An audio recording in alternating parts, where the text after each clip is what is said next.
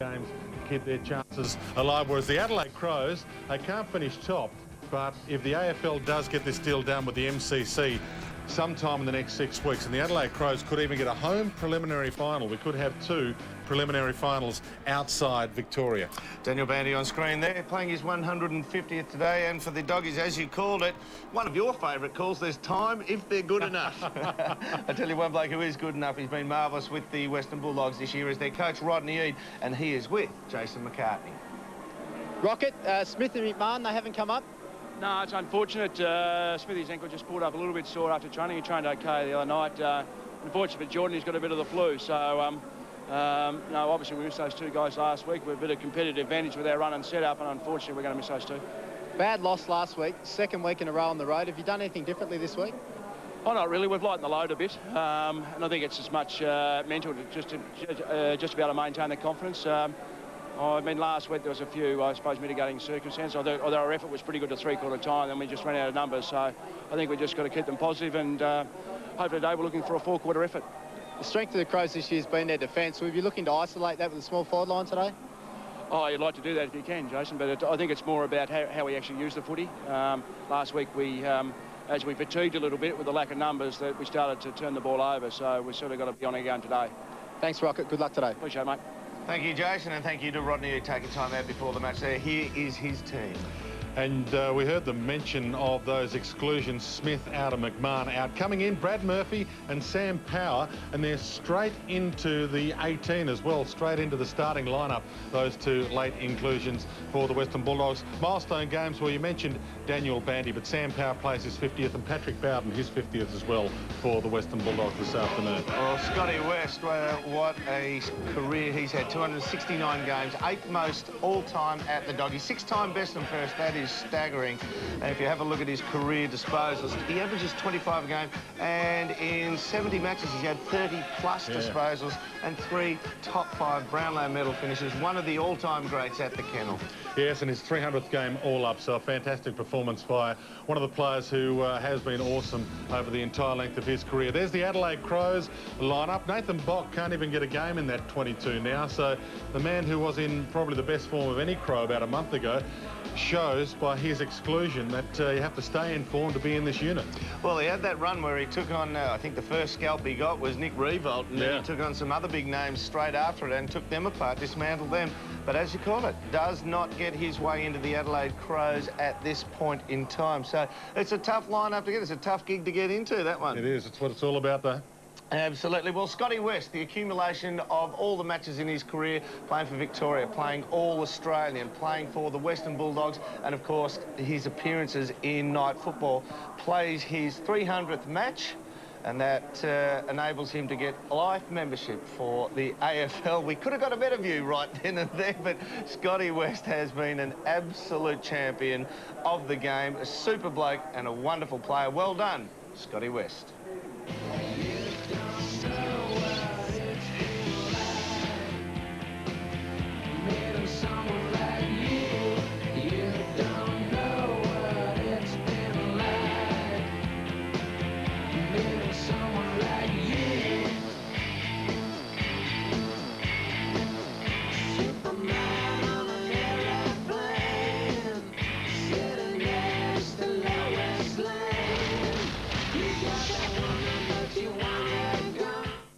The tantrums are one thing, but has one star pushed their luck too far? Skating on thin ice tonight on 9.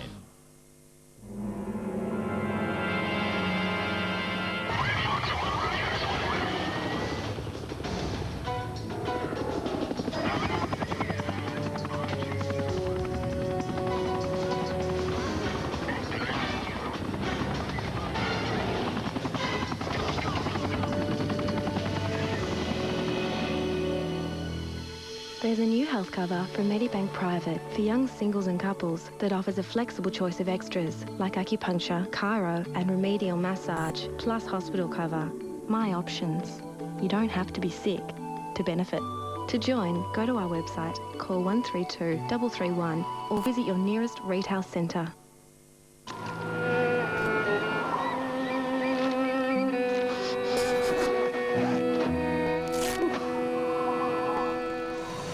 The new hot, fresh toasted subs are here. Subway, eat fresh.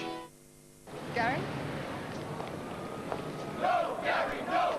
No, Gary, no! You need all the encouragement you can get when you're trying to quit smoking. Actually, no, thanks. So Nicorette's developed new taste technology which makes fresh mint gum delicious. New Nicorette Fresh Mint Gum. Now with a free DVD player at just $29,990 drive away, the Kia Carnival is Australian families' first choice people mover. With heaps of room, dual sliding doors, and now a free DVD player. It's never been easier to buy. A new Kia Carnival. The Kia Carnival with free DVD player, just $29,990 drive away. Kia!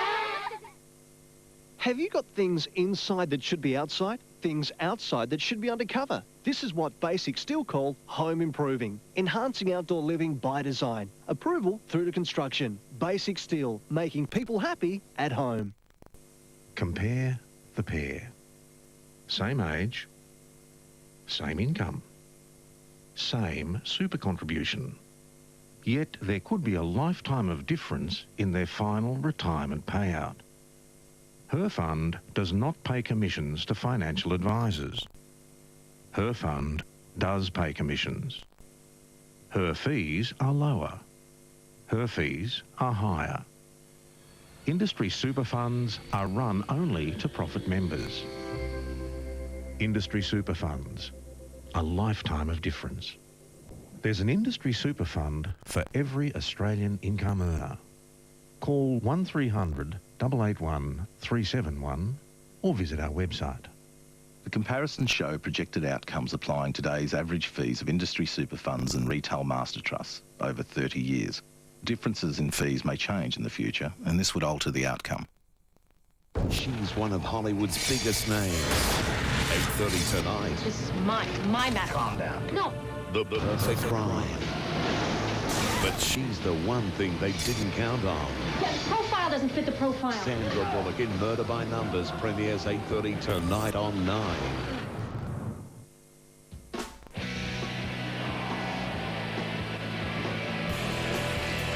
Welcome back to AAMI Stadium. Young man there, Dylan Patterson. Make-A-Wish Foundation wanted to toss the coin in front of his hero, Mark Rasciuto. Well done, young man. A simple little act like that, a highlight of some kid's life. Well, Brad Johnson wins the toss, and the doggies will go to the left-hand side of screen. A good afternoon to Dennis Cometti. Hello, Derm. Nice to be with you. Talking about that travel for the Bulldogs. Adelaide round 12, Darwin round 13, Perth round 15, Adelaide this afternoon. Remarkable. They're going about half as far as you do in a weekend. Let's go down to Jason. How are you going, Jace? Dermot, how are you doing? Good afternoon to all our viewers. Interesting that Humphrey tossed the coin today. He might be out there educating the players on the zero tolerance policy. So conditions are fine. Looking forward to a good contest. He tossed, but he didn't call. Sunday football from AAMI Stadium. High rolling Adelaide up against the struggling Bulldogs who've lost their last two. Hudson, Shirley gets a hand pass away. McLeod to Burton, running down towards half forward, kicks inside the forward 50, loose at the back. A couple of dogs back there. Harris, interesting. Side puts it across the line. Gee. There is some tolerance. No, it's deliberate. Thought it had to be in that situation. Is that our man Perry? It is. He hooks it towards the kickoff line, and getting back down there, Morris takes the mark on his chest. Bit happening to start this one. Morris out of defence, comes looking for Street. Up he goes, hands to it, couldn't complete the mark. Power flicks it over the top. This is Boyd. Now Cooney at left half back.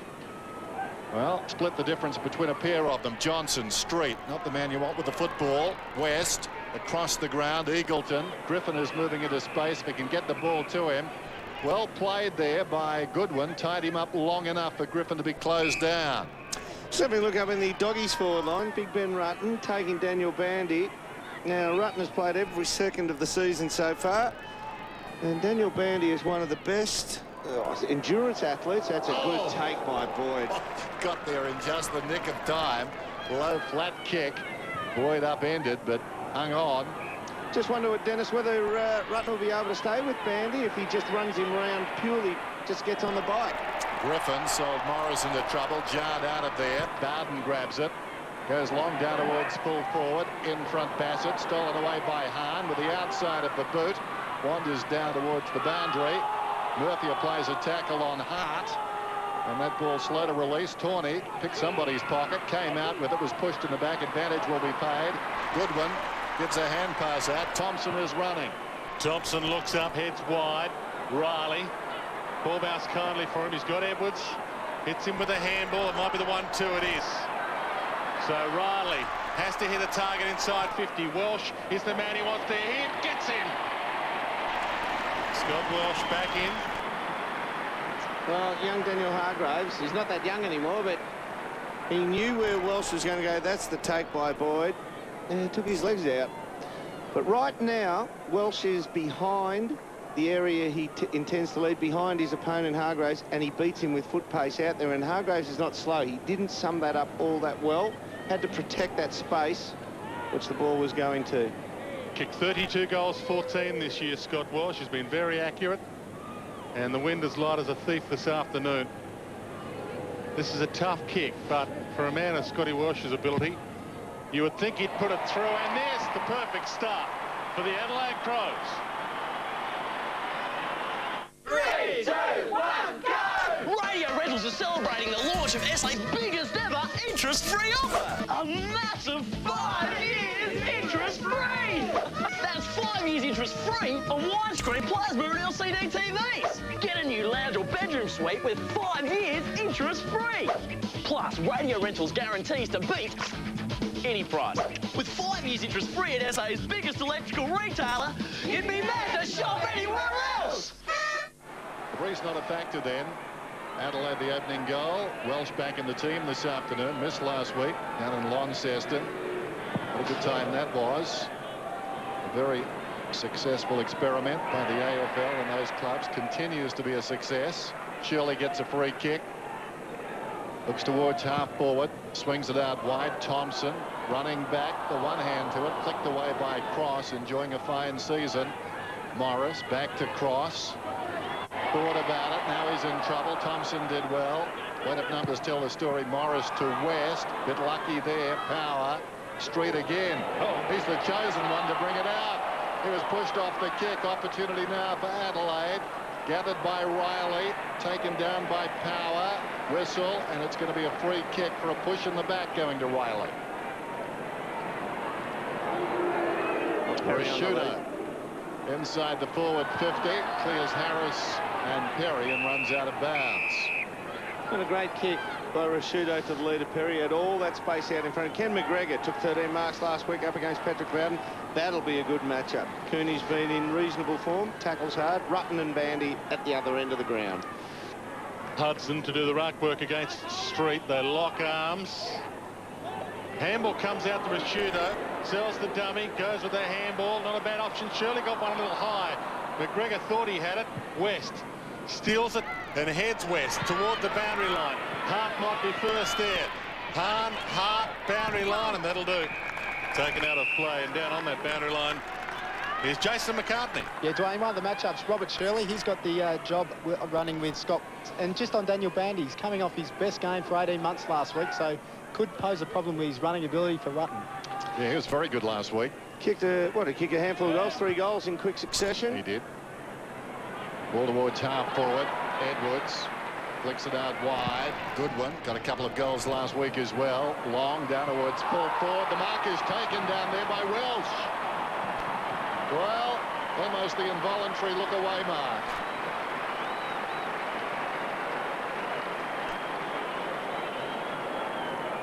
There's a pull on the jumper. That would have been paid Friday night, but it's a great mark anyway. Beauty. Pulled him into it. Yeah, he did too. So Welsh going at his second. This should be a mere formality. Directly in front. He's got 2. Adelaide, the fast start. Showing no compassion for the Travellers. With 30 seconds to go, they need to move the ball quickly. Never write this Midas team off. Bang! Long ball into the goal square. Whoa! What a grab! Sensational stuff. Get into Midas and grab a Midas car service from $99. They even have logbook car services that won't void your new car warranty. That would have to be the grab of the year. For total car care, call 13 64 32. And you know what they say, trust the Midas touch.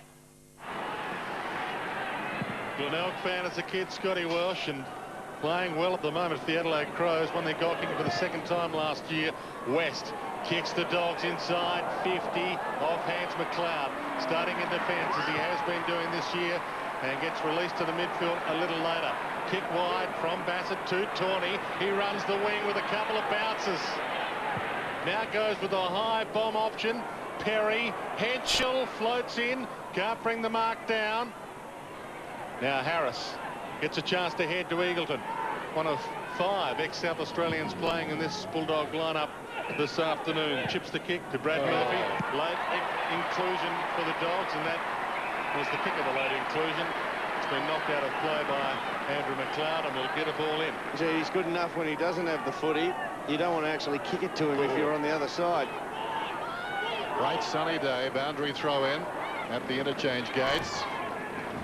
Hudson there with Street. Not sure who won that. It spills wide at the pack. Might have been Hudson. Socket off the ground, Rashudo, marked by McGregor. Took 13 last week, a career high.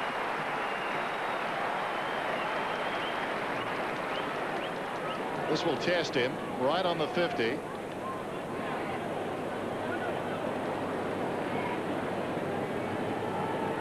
Gone back a long way. Not many Dogs deep. Just man on man in the goal square. Would have thought he dropped a couple back. Yeah, there's a couple just hovering on 5-10 metres defensive side of the pack. They're preoccupied anyway. And Scotty Welsh, he's got the new opponent now. McGregor thinks he can do the trip, and he comes on its way. Has it got the carry? It had the carry, not the direction. Just missed by less than a metre. But again, had that been online, one wonders whether, without a man back to take a run at it, it would have been touched. Well, you would think if somebody had a run up, they probably would have marked that. Yeah.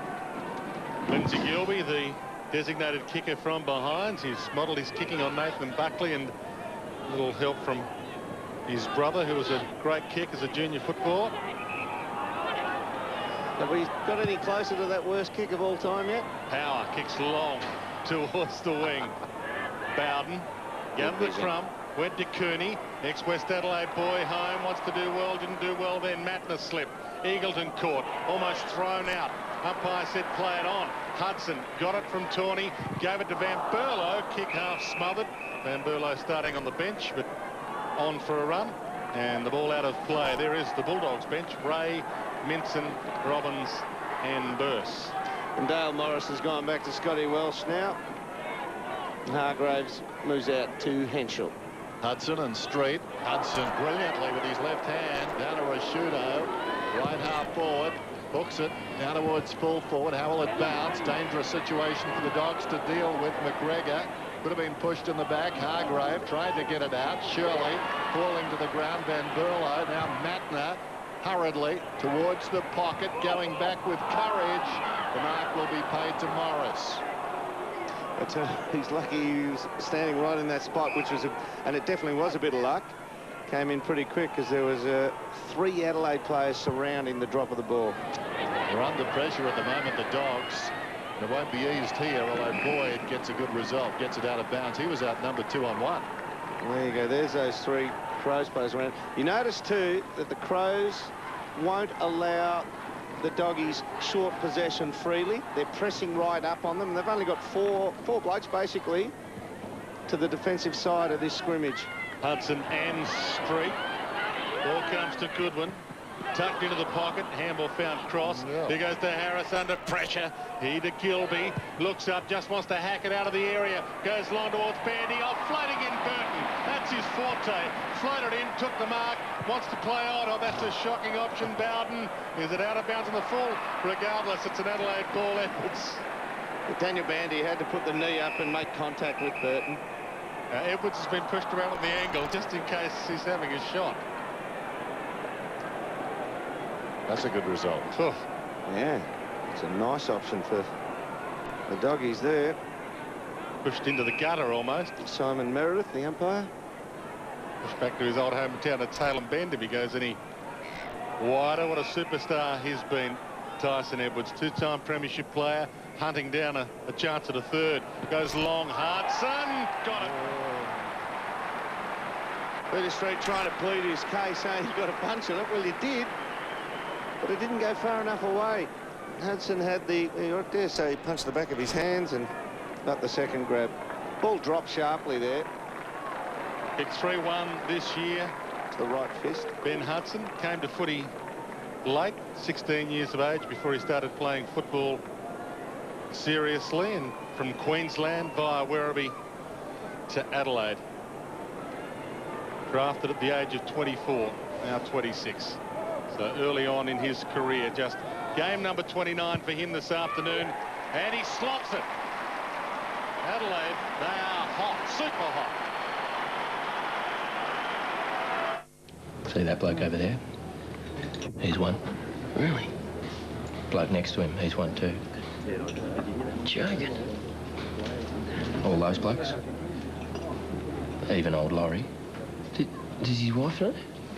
All for it, evidently. It's surprising how many people win Keno. Over 65,000 winners on average every week. I've thought about it. Yeah, me too. Keno, win it by the minute. Well, I think it's fair to say they're the biggest surprise packet in the competition, the Adelaide Crows, and he might be the biggest surprise packet in the surprise packet. Ben Hudson having a wonderful season, and again got it down to Goodwin, Shirley, Rashudo, spirals it to half forward. It's looking ominous, you've got to say, for the Dogs, even at this early stage. Hargrave gets a hand pass away. Harris scrambles it out, finds Minson. Did he spill it? Well, he may have, but he's been paid the mark. He was a disturber at Subiaco Oval last week. From half back, not a particularly good kick. Off the chest, though, of Robbins. It spills across the line, and we'll have a boundary throw in. Knights steps into the action. Rashudo steps off. Now, is he okay, Mark Rashudo? Inside 50 so far, 11-2. The two entries by the Bulldogs have been shallow. Well done by Minson. Down to Hahn. They'll go in again. It's in by about 10. It ricochets out very quickly. Opportunity for Burton. McLeod kicks towards the centre of the ground. Coming up to meet it there was Knights. Couldn't control it. On his knees. The hand pass from Boyd. Minson gave it to West. Getting plenty of the football. Griffin, former South Australian under-18 skipper. Long down towards half-forward. That is a very good kick. Must be a free kick to Eagleton. Play on. Advantage paid. Murphy runs inside the 50. Takes on Tawney. Now he's got a problem. Hahn. He's about 35 metres out. Just inside the 50. Eagleton. Long down towards full forward. As you can see, plenty of Crows. As it turned out, too many Crows. Opportunity for Robbins. Lost it. Cooney back to goal. Gets a hand pass away. Pulled across his body by Power. Thumped out of there by Tawney. Knocked across the line by Biglands. It's okay. After what he said, he looked anxiously back at the central umpire. Those comments about what? How many against 4? At 4. You added 4, 26, wasn't it? 22 plus 4 they played against Fremantle. And Biglands was given a $2,500 suspended fine for that during the week. He admitted his guilt. Mattner chips at Henschel. And he's got it to the half-back. The Adelaide defenders look almost excited by the fact the ball came down. They got a chance to be part of the play. Knights. After Rashudo came off, he came on. Long kick. Played his first game for the Crows in Launceston last week. Thompson not able to take it. Might still get it. Got a couple to beat. Gilby and Harris. And they don't combine all that well. Harris is still over it. Perry wants him. Ball knocked out in Gilby's direction. Hargrave comes in. Ball trapped under him. He's in trouble. McGregor's got him. Oh, that's Paul. Oh, Ryan Hargraves, he's having a day worse than Jack Bauer. Still yet. Oh, every involvement he seems to give it away to the opposition or get beaten. He's just got to settle down. McGregor to Henschel. Runs to 50. Loads up. Long goal square down there. Burton. If anyone can beat 3 in the air, it's him. Can't beat them this time. Johnson with the crumb, but he hits Eagleton. Here's the chance then for the Dogs. Eagleton has a bounce and a second. Runs beyond half-back. Bandy is free on the wing. He comes inside. Power. It was a bad decision because Bandy's man had peeled off to come to Eagleton, and he came inboard, and Power was nabbed red hot and a bit lucky to escape there. I think we've got a ball up. But when you watch also, Eagleton couldn't handball with his right hand. He loaded up the left-hand handball and just signified to everybody, hey, this is going to Power. Diving in after the football is Cross. Somehow got it out. West. Was he carried forward? Yes, he was. He's plus 24 now in the give and take ratio with umpires this year. Here's Cooney. That's the most in the competition. Across the ground. Cross, who covered some ground there moments ago, was where the ball was. Harris goes with the outside of the boot. That was clever, and finds Robert Murphy on the lead. They have to open the account here. They just have to get something for their efforts. Well done by Brian Harris as well. It was a clever kick. No substitute for hard running. I made the point about Cross moments ago in the action on the far side. Bob's up on this side of the centre square. Quite often goes unnoticed and unrewarded. Well, Murphy gave it plenty. He's hit the fence on the full, but unfortunately wide of where they counted. The Crows will bring it out of defence again. Bigland's about to get caught. Got the kick away, and it rolled its way straight to the intended target, Shirley. Chips it, Perry. Dumped clear of him by Harris. Hits the deck. Harris first up to grab it. Shrugs McGregor. Handball to himself. Then over the top of the little one to Cross. Now Hargrove finds his way through traffic. Looks up and he has the leading player Murphy. Half volley is good. Sells the dummy. Goes to Cooney. Knows this ground well. Steps inside 50 and sends it home. Beauty.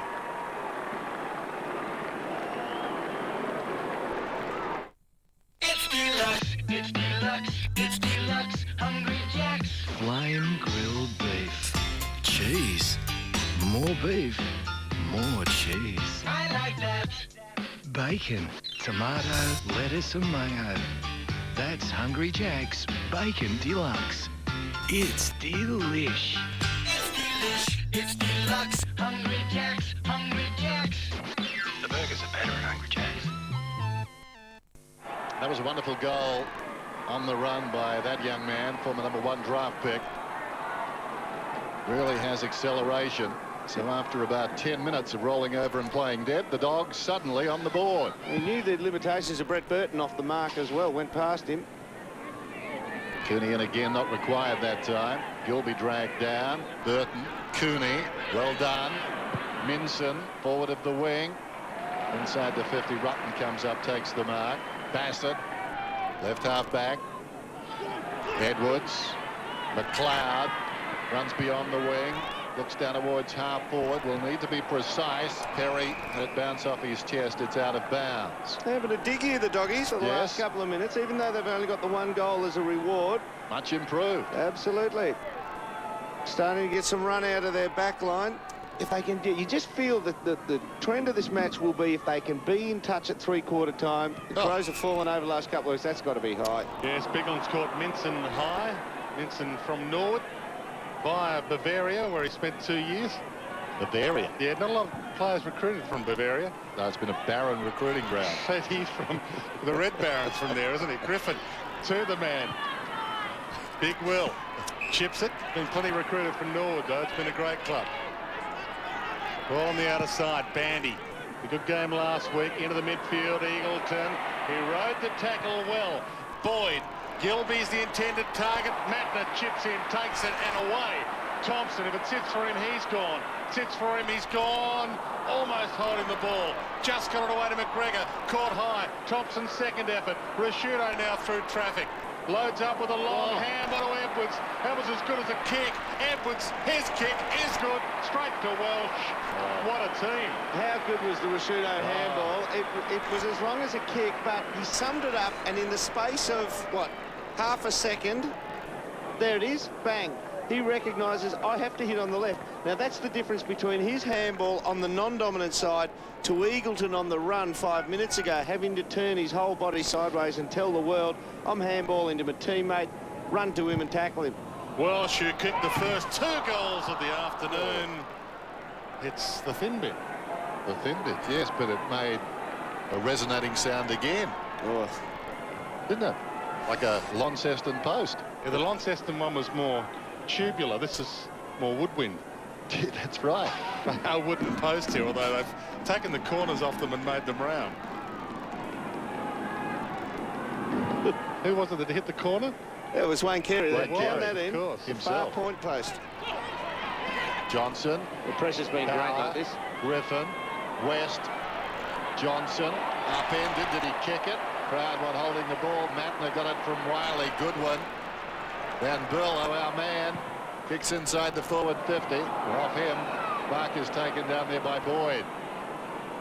Getting a lot of numbers back, the Doggies. That's all right as long as they can get run out of here, because once they win the ball, there's no one to kick it to. Well, if there is, they're outnumbered. Boyd goes very wide.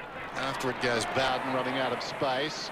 Eagleton in trouble. Van Burlo knocks it towards the line. Still goes Van Burlo. Thanks to us, he's now an honorary member of Mensa. And the ball will be thrown in at left half forward. Tackles 9-2, hit-outs 8-3. I guess favouring Adelaide. You know what that is, Dennis? That's the top of the goalpost. I've been told they are made of a light alloy, not titanium. But they have to do it differently here in Adelaide, though, don't they? Jace, what can you tell us?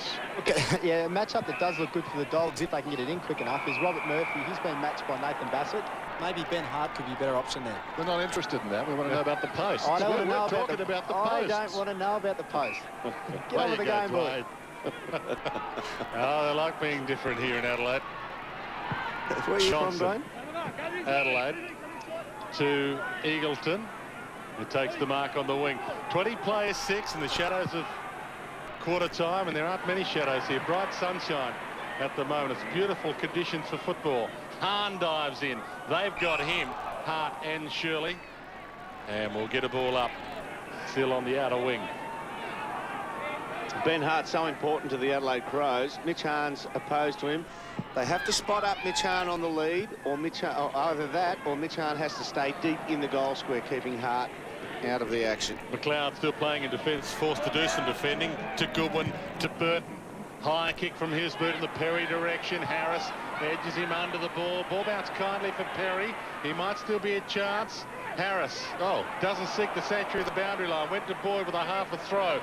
Edwards, Rashudo, shrugs a tackle, hands it to Cooney. Now, with 2 minutes on the clock, the Bulldogs might have a chance. Wide kick to Powell was terrible. Picked off by Goodwin. Heads in Welsh's direction. Umpire said that was okay. Play on. Bowden, no, he's found a free kick and he'll go to Henschel behind play.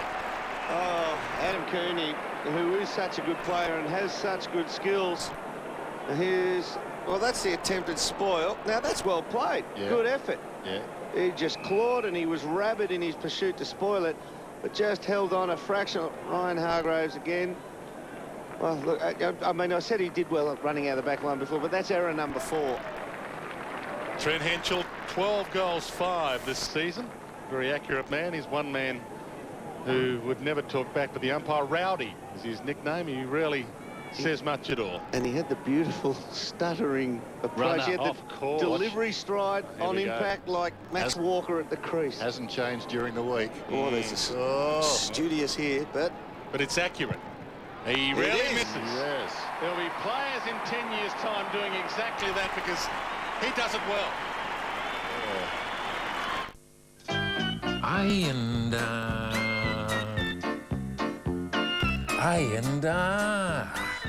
This complete unit comes with DVD burner, 17-inch LCD, colour multifunction printer, internet and Windows XP for $14.99. Grab MP3 players for $89.95. Dual-layer DVD burners, $95.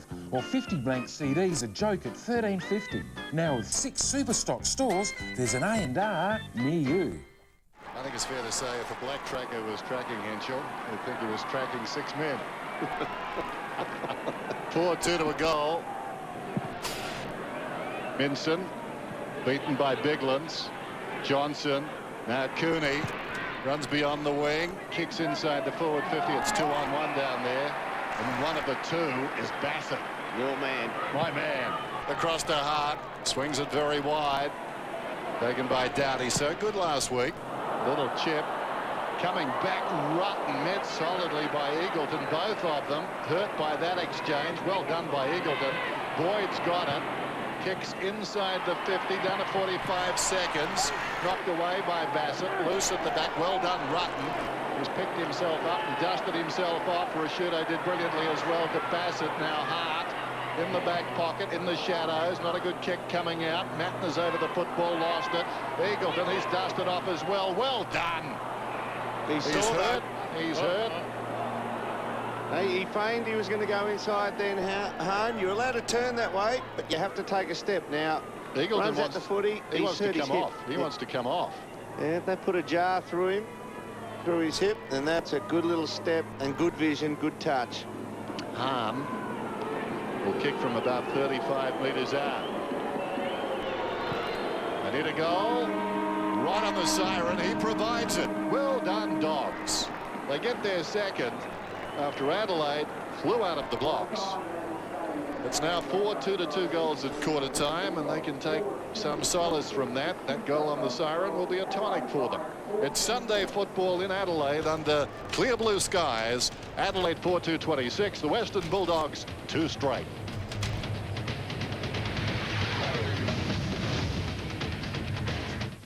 National 9 Newsbreak, brought to you by the all-new Nissan Pathfinder, with 7 adaptable seats for the modern-day family, whatever that is. Good afternoon. Hundreds of people have attended a church service at St Peter's Cathedral to pay their respects to the victims of the London bomb attacks. The Governor joined the Premier and the opposition leader to remember those who have been affected by the bombings. Australia's longest-serving detainee, Peter Kazim, has finally been granted a visa. Immigration Minister Amanda Vanstone says the paperwork was signed yesterday. Mr Kazim was given his visa last night. He has been held in detention for 7 years and is currently being treated in the Glenside Hospital. See you soon. What'd you get? Rabbit food. Again. Me too. I think mine's still growing. You blokes want something from the shop?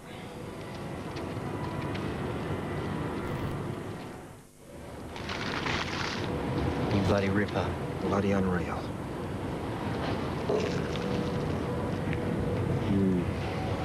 4 and 20. A great Australian taste. The Specialist Dealers Network, your friends for outdoor needs. Chainsaws, blowers, ride-on mowers, eliminate those weeds. Get the legendary Still Farm Boss MS290 with no deposit, no interest and no repayments until 2006, plus a $66 carry case free. They're everywhere, they really care, their backup will exceed. The Specialist Dealers Network, your friends for outdoor needs. Small pieces of information from members of the public can help keep Australia safe from terrorism. Police and security agencies are working hard, but you could help them complete the picture. If you see anything suspicious, call the 24-hour National Security Hotline and help protect Australia from terrorism. Call 1-800-123-400. Trained operators take every call seriously and you can remain anonymous. Authorised by the Australian Government, Canberra. It's here, the all-new Jeep Grand Cherokee. Its Hemi V8 can unleash 240 kilowatts of power, yet can deactivate 4 cylinders to conserve fuel. Its advanced suspension system and electronic stability program give it its best on-road performance ever. Then there's its second-generation quadra-drive system for off-road, because underneath it all, it's still a Jeep.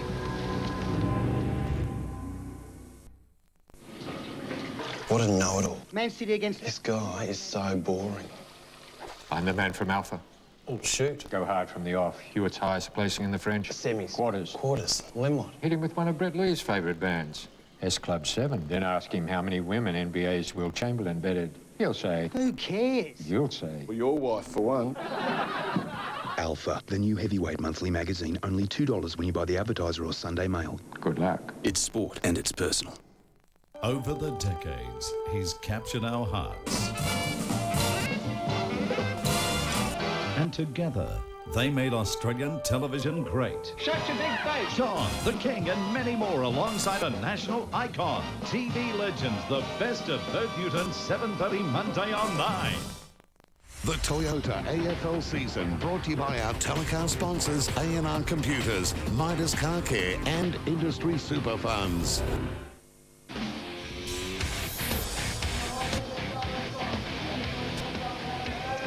Amy Stadium, a glorious day here, and the Adelaide Crows jumped out of the blocks very early to post a lead of 14 points. The Doggies came back hard in the second part, or the latter part of that first quarter. The Crows, 4-2, 26. The Western Bulldogs, 2 straight, 12. Multiple goal kicker, Scotty Welsh. Now have a look at the top 8 disposal getters from both teams. Rashudo 8, Goodwin 8. Goodwin coming off the back flank as well. Edwards is finding himself loose in the centre. Eagleton starting on the half-forward flank, but running up into the midfield.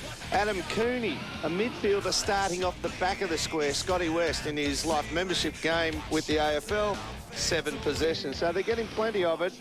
84 possessions for Adelaide, 90 for the Western Bulldogs. Rodney Hood ran out to Adam Cooney and had a quick word to him. Pretty well about the possession, but it also about this skill error. Now, that kick was intended to travel about 40, 45 metres. It tailed off and got the helicopter spin on it, dropped short, and the free kick from Hargraves here in the end. So a skill error, 50 metres up the ground, results in a goal the other team's way. Let's go down to Jason McCartney on the boundary. Yeah, thanks, Dermot. Look, some injury concerns for the Crows. Simon Goodwin, he got treatment on his left groin the whole of that quarter-time break. He is starting on the interchange for the second quarter. Over at the Bulldogs, Rodney Eade got out pretty quickly also to Ryan Hargrave, suggesting he really lifts his efforts. And I've got a nomination for one of the more ugly kicks going around. An ex-teammate of Dwayne Russell's would be Paul Northeast from the Port Adelaide Magpies. Good on you. Thanks, guys. Well done, buddy. At least you've just put the ghoulies on the line and named someone unlike my two esteemed colleagues. Nobody's safe now. We're going back. No, I'm still going with Dunks. Andrew Dunkley. South Australian audience would know Northeast well. Multi-premiership player with the Port Magpies, and he'll be listening. Ball back in the middle. 14-point lead to the Adelaide Crows, but the Dogs look better in the last 10 minutes of that opening term. Rashudo, there's another one of those handballs. Travelled 25 metres, and a free kick's been paid.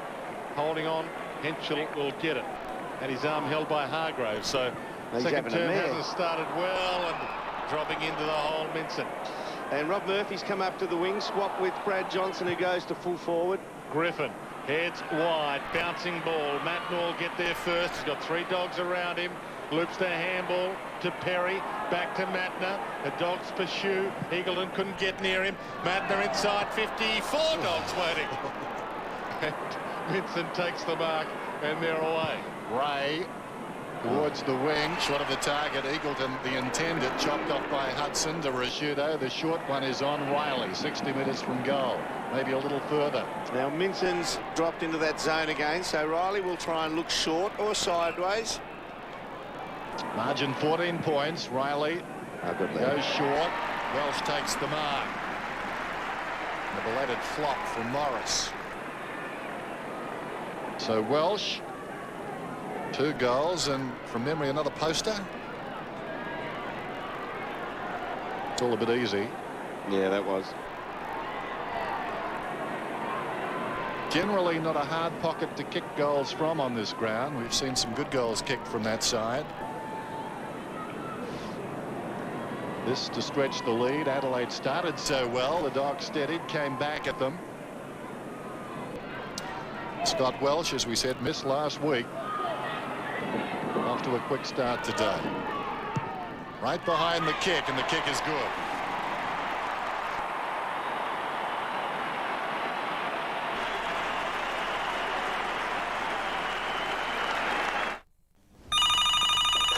Hello?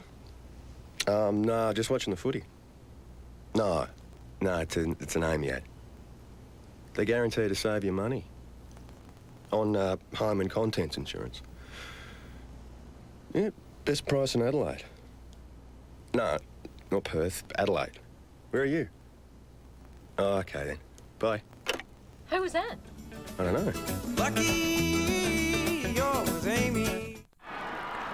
Scott Welsh won Adelaide's goal kicking last year with 36 goals, and he's now got 35 for the season. So he might eclipse that this afternoon with 6 games still to play in the home and away season, and a few finals, of course, coming Adelaide's way, you'd think as well. Minson got it up, got it to Power. Inside 50 to Johnson. This looks exciting. He might run and finishes himself. He's a grand campaigner. Brad Johnson keeps them alive. Metropolitan Plumbing. Metropolitan Plumbing. Metropolitan Plumbing. Metropolitan Plumbing. Metropolitan Plumbing.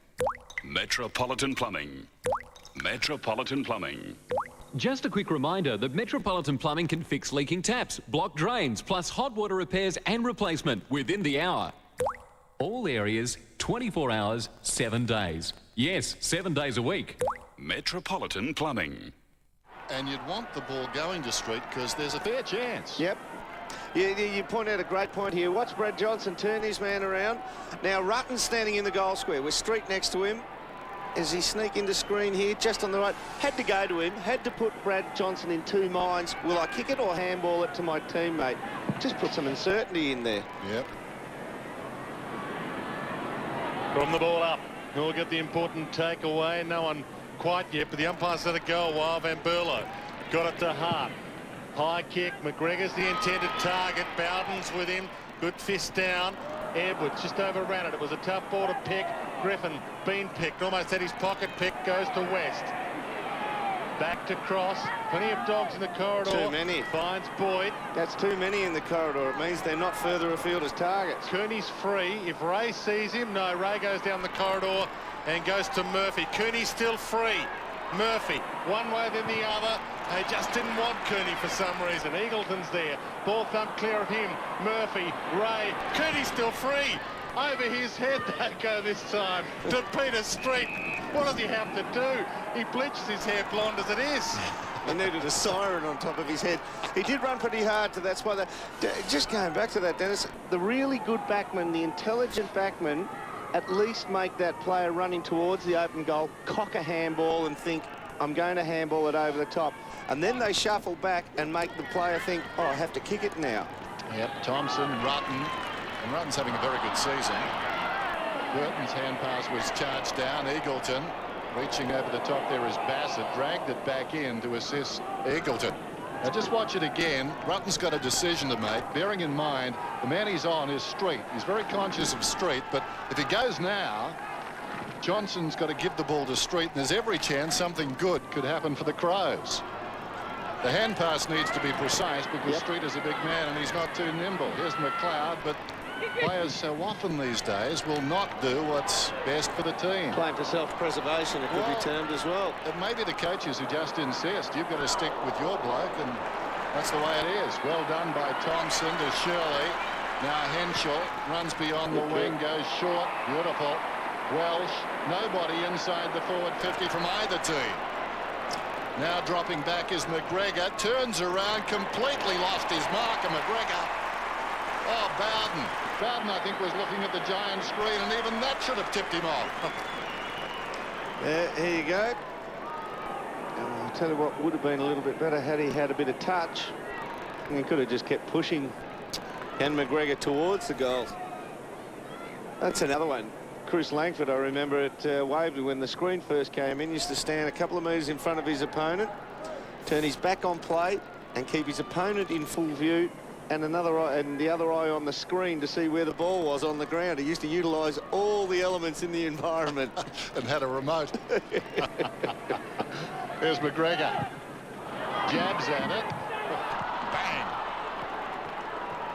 Resonates again. Another poster. 33 plays 18. Just a stab at it in the end. Kicks them well off the instep, doesn't he? Or badly off the instep. Yeah, well. Chip kick to Cross, danger. Kearney, he went and got it himself in the end. No one else would give it to him. Ray made it tough for him. The 1-2, Kearney about to get caught. Chips the kick to half forward, and McLeod's down there with Robbins, who's virtually tagging McLeod from a half forward flank, and the ball out of play. The Robbins, ex-Cat, 107 games now, started on the bench up against Andrew McLeod, who has been a superstar. Jason McCartney. Yeah, just watching that vision of Ben Rutten before. He must be studying tapes of the great former fullback of the Kangaroos in Carlton, Mick Martin. We're naming names now. Edwards inside the centre square, goes towards half forward. Welsh again, held it bounce awkwardly for him. Came back and did well, knocked it down to McGregor. Cruising past is Matner. Welsh leads back now towards the pocket and takes the mark. He's a clever player. And while you're naming names, I reckon Mick studied Mick Gaper. There's another one. He would not leave your side. In fact, Mick was like a face mask. It's a strength and a weakness sometimes, isn't it? It is. It's a strength for your own play, and it's a weakness to your team on occasion. But the ball's in the hands of this man who's been very good. We've seen him lead up, and that one took the ball when it was on path to goal. Personal best, I think, from memory is 8. This will be his 4th. There you go. Ooh. Works. Behind.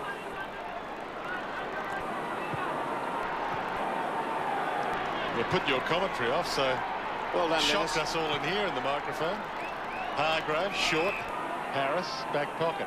That was Dennis commentating while he was having a shot on the mark again. I didn't give it to him, though. I didn't put it down. Now that gentleman's got to take all the credit. What did he say? I'm not sure if it was repeatable. I'm not sure. But, oh, boy. Scotty Welsh knew you were calling, though. One Woodfield Torrens boy, Harris to another, to McGregor. And McGregor takes the mark 60 from goal. Chips to Hudson.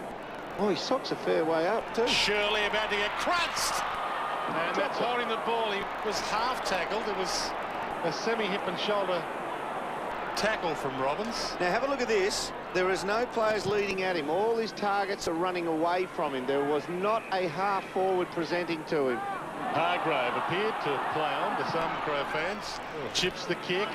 Murphy, who started at full forward. Handball not so good. Matner caught a little high and dived a little as well, the umpire believed. So we'll get a ball up just inside the centre square at half forward for Adelaide. 34 plays 18, and we've played 10 minutes second term.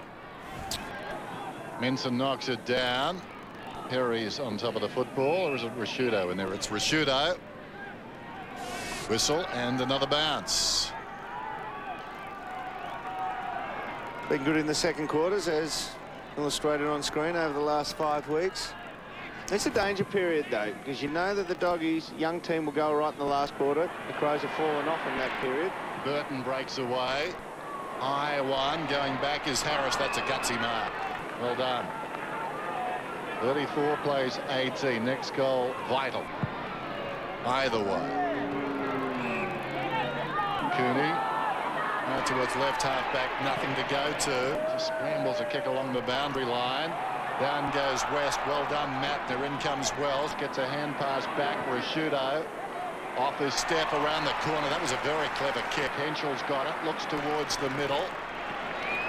Hudson, about 75 metres from goal, loads up with a big kick. Perry can't get to the contest. It was well done at the back there by Harris. Bought some space for Minson, who took the mark and pops it out to West on a knee. Griffin runs it up towards the wing. Gee, that's a long gallop. That was a long gallop, and he's been knocked off. Bit unlucky. About now the crowd are just going, and that is always a tip-off to the umpires. There's Bassett. Didn't do the sound much justice there, but you know what I mean. Hudson goes across the ground after it goes hard. I think it took about 13 steps as well, so he might have been unfortunate. Hart to Matner. Was it premature? Maybe the 13 long steps. Bassett. Corralled, falls. He disappeared. Doesn't turn it over. Tried to drill himself into the ground to hide, did he, Dermot? Span around. Hart. He trickles it. Henschel gave the Donaghy to Robbins, and it was a little high. McLeod. He chips it. Burton's got the fly. And he's got the ball. Yeah, for the first few minutes of this quarter, Farron Ray has gone out to Brett. Watch this. Yes. Clint Eastwood rule. Man's got to know his limitations. And Will Minson's taken 3 marks in defensive 50, but just can't get to the direction of this one. 8 goals, 6 this year, 2-1 last week against Hawthorn down in Launceston. Brett Burton won Adelaide's goal kicking in 2002 with 51 goals, so he knows where they are.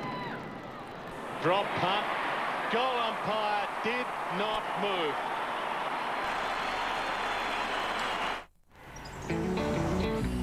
Sean, say something to me in French. J'adore le regard, le sensation de Statesman International. With a host of luxurious sports extras, the special edition Statesman International. Imbécile. One drive and you'll understand. Tricky time now for the Dogs. 22 points off the pace. 6-4, 3 goals. Midway through the second term. Doggies load up with 8 backmen, and Neil Craig decides to man them up with 8 forwards. Edwards got it out of the middle, goes down towards half forward, and the tumbling mark is taken there by the youngster Knights. Gives it to Tawney, sets it down towards full forward. Perry up in front, almost the mark too. Murphy, Harris with a gloved hand. There'll be no Prince. He knocks it across the line for a behind. Under pressure now, 41-18. Murphy finds Power, a lead inclusion. Comes back inside. Harris. McMahon and Smith out. Owen Smith missed last week. Short one, in fact they both did. Harris, cross. Power. Ray running out of space. Power smothered off the bit. It ricochets across the line. Well done by Knights. Jason. Yeah, Des, the Bulldogs have played with such an attacking style of play all year. There's definitely been a concerted effort today to try and block up the Crows forward line, get numbers back. It is. It's so obvious. That last smother there, Jason, that's indicative of the way they're going. They're pressuring the ball carrier rather than trying to win it at the other end where the Doggies intend to get the ball to. Power tried to slip a slick handball out. Knights tried likewise. Ball still in the middle of everybody and no one really going anywhere. Umpire sorts it out with a bounce. The Doggies have got Robert Murphy loose in defence now, and his corresponding loose player at the other end for the Crows is your man Bassett, with all the skills in the world. Pretty good bench that for Adelaide. You can afford to have those 4 players on it. You're doing reasonably well.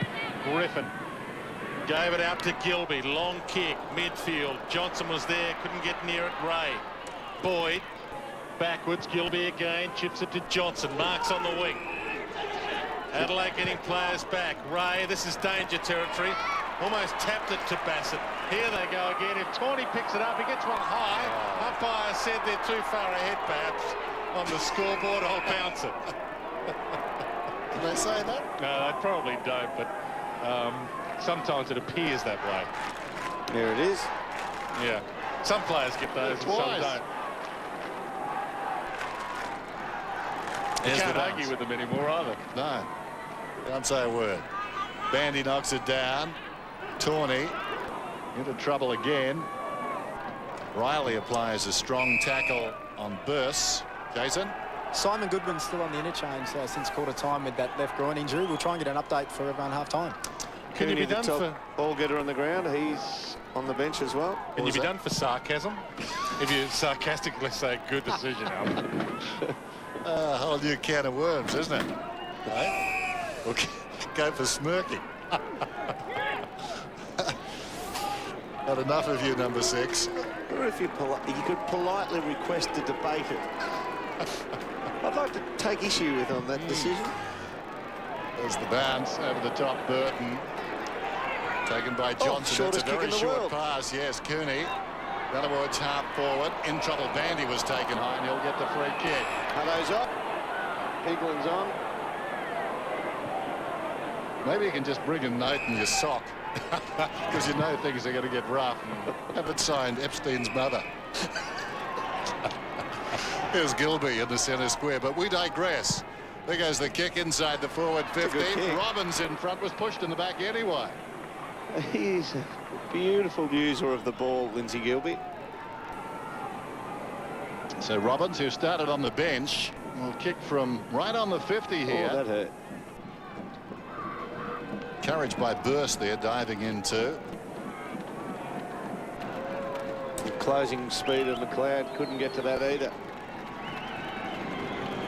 Matthew Robbins. It's a chance on that shot to curl and drop pretty sharply. Slides it across the face. It hit the post. It wasn't touched, so it's out of bounds on the full pro ball. You mentioned how tough it was for Burst to get in there. He did get injured smothering a ball about a year ago. Almost lost an eye. Yeah. Bled, and he had to stay in bed for a week. And the kick in the eye nearly cost him his eye. And of all players to kick you in the eye, Ben Graham was the man. It's the last person you want it to be. Rutten heads wide to Hart, takes the mark. The leading game player with the Adelaide Crows, who's got 300 pro games in his sights, goes to Edwards. Chip kick, midfield, not good. Cooney cuts it off. Here they go. A chance here for the Dogs. Boyd got it and runs it. Got it from Burst, but kicks it too wide. That's got a good pushed result. in the kick by Van Berlo, and it probably is. Dermot, there was no dog inside 50 for him to go to. Yeah, it was a good result in the end. Kicked to space and let it run on. And the first three players who would have arrived on the scene had the ball stopped dead would have been Adelaide Crows. Now they get a chance to reload. Mark Rashudo standing in the front of the pack here. He's the last person you'd like to give free run at. Margin 23 points. Thrown in. Biglands decisively. There's that man Dermot was talking about. Thompson gets on the end of his kick. Doughty through midfield. Intended for McGregor. Has to stretch out, and he takes the mark low down. Well done. Good footy by the Crows. Matner still inside the centre square. Back to McGregor. He runs to the 50. Needs a kick now. Goes for home, but it's way off target. Sneaks it through for a behind. Now, you look at that. They've got a shot at goal, and they've got to score. Whether a goal or point, it starts at the other end, where one of the best players in the competition, one of the best players of all time in the Adelaide Crows, is allowed to stand in front of the ruckman by himself. Mentioned how good a kick Gilby was earlier on, and he couldn't hit his target then, and it's out of play, and it'll be an Adelaide free. Perry chips it, hoping for Rashudo. Oh, good mark. They love him here. In fact, they love him everywhere in South Australia. The Waikerie boy, one-time premiership player Mark Rashudo, of course. I think he's universally loved, won't Yeah, you? Yeah, you're probably right. Yeah, absolutely. I reckon And admired for the Victorians, way he West plays. Australians, they all reckon he's the kind of bloke that I reckon dads look at and say, gee, I hope my kid grows up and plays like him. As a shave. And he centres it. Oh, what a lovely boy. He gives it to Thompson. Almost as if he knew we were wrapping him up, and he thought he'd add something else to the commentary, and that was a kind give. But just to go back to it, the ball's at that end of the ground because the Dogs allowed Mark Rashudo to stand in front of that ball-in pack, throw-in pack, by himself. It went straight to him, and that's not an effort, that's not a skill error, that's a decision made by the Dogs to allow a great player, a great reader of the ball, free run at a free hit. Thompson kicks the goal. He's a seven-time All-Australian, Mark Rashudo, heading for number 8, and only 9 players have ever done that. Sensational. It's A&R's stock take sale. We've turned our stores upside down and found stacks of computers, notebooks, goodies and gadgets that have all got to go. Like this computer pack with a massive 19-inch LCD, DVD and CD burner, multifunction print copy scan, internet and Windows, just $16.99. 50 blank DVDs, $27.95. 128 meg MP3 players, $59.95. Or computer desk and chair, $159. Hurry into A&R's stock take sale for store-wide savings. And now there's an A&R near you. 7-6 to 3 straight. The margin out to 30 points then. Approaching half-time. Wide of the pack, Johnson. West. Probing kick down towards half-forward. Again, the numbers favouring the Crows. Bassett adroitly swings it wide. Hart. Looks up towards the wing, 2 on if you don't mind. Biglands. Knights. Back towards the middle, Matner. Just a looping hand pass. Any one of 3. They let it run. Edwards, an embarrassment of riches, and they mucked it up. Morris was in the road. Well, he gave it back. Edwards chips it inside the 50. Perry sets. Knocked away by Harris. Cooney trying hard. Bowden, untidy. West back to Bowden. That's better. Johnson is at centre half back. Has a bounce. Little chip pass back towards the middle. Full stretch was Murphy. Murphy, beautiful kick. Robbins has it, spots a man creeping in behind the defence, Eagleton, and he's marked about 35 metres out. Well done by the Dogs. Yeah, they transferred play pretty well then, brought it out to this side of the ground and had the Crows on the hop thinking, which way will the ball go? They shared it around very well, and this bloke can kick it. That's the dangerous one coming forward. That kick has to be spot on because the man's running straight at the ball carrier. No margin for error. If that ball goes a metre either side, hard to change course on the lead. Probably the mistake was Knights coming back inside as the Crows went forward, and they might pay a price here. Eagleton puts it through. Lovely kick. His first goal. Their fourth. Metropolitan Plumbing. Metropolitan Plumbing. Metropolitan Plumbing. Metropolitan Plumbing. Metropolitan Plumbing. Metropolitan Plumbing. Metropolitan Plumbing. Just a quick reminder that Metropolitan Plumbing can fix leaking taps, block drains, plus hot water repairs and replacement within the hour. All areas, 24 hours, 7 days. Yes, 7 days a week. Metropolitan Plumbing. 18th goal of the year for Nathan Eagleton, who played a bit of his footy out of this stadium. Has played for Australia but never been All-Australian. Been a good player. Biglands. High towards Burton. Crunched that pack. And a free kick's been paid to Burton for a push. It's worth another watch. It was almost like a cannon. Well, Ken McGregor made the contact on Brett Burton. Yeah.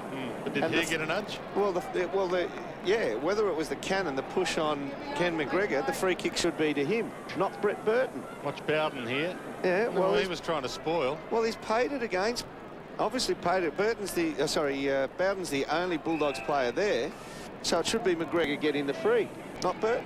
So a lucky one, and Burton misses. There is a football god, only a behind. Well, just on that replay, it's obvious that Bowden himself never made contact with Brett Burton. That's an incorrect decision. Oh, there, just at the end, he got him in the side. Yeah. Pretty hard to see the free all round, isn't it? Byron's been pretty good today. That's one that's just got away from him. Well put. Gilby goes to the pocket. And that wasn't with sarcasm. No, sir. Where's my note? Griffin's got the football in the shadows. He'll be told to play on soon. Is now. Again, nothing to kick to. Runs it out. Not a good kick either, but it lands on the chest of Hahn. They're away. Yes, they are. Hargrave running down towards half forward's got it. Now, where will he go? Boyd offers. That's ignored. Kicks beyond him. Robbins coming up was Bassett. Did well. Fisted away, taken by Doughty. Van Berlo surrounded by Dogs. Back to Bassett, who was just picking himself Good up. Sign. Yes, a Good gang sign. tackle. Oh, there's your man wincing as he gets up. Well, he was hurt after that one. Had to go again because Van Berlo was one out against about 4. That's very well done by Bassett. It certainly is. We love him. 25-point lead with a minute left on the clock. Rashudo gets it out in the Henschel direction. He couldn't get there first. Ties it up, though. The umpire will sort this out with a bounce. Inside 50 for the Bulldogs as Burse gets to his feet. A tough player, Burse. He's pretty ragged. He goes in and has a real dip. He's saved then for the holding the ball rule because he faced upwards on the ground. That counts, does it? Absolutely. Bandy. He got it out to Brad Murphy. Caught. Shrugged the tackle. No, he didn't. Jumper was still held according to the umpire. Free kick to Adelaide, and it'll go to Knights with 30 seconds on the clock to half-time. Yeah, they really pay them against. They pay them against the blokes who hover over the ball when it's under them, but when they're on their back and the ball's on their chest and it's held in, rare to get it holding the ball adjudication. Doughty. Time running out. Bassett. Little chip, clever 1-2. Up to the wing. Tawney. Round the outer side, Doughty. Thompson, Rashudo. Kicks inside the forward 50. Welsh almost controlled it with one hand. West gave it to Harris. Been looking for Bowden and missed the target. The siren will sound, so no danger for the Dogs. Half-time, entertaining game. And Adelaide, I was going to say in control. Perhaps that's not quite correct, although they've certainly been the dominant side to half-time, but the Dogs not gone. Adelaide 7-7-49 lead on Sunday football. The Bulldogs 4 straight goals.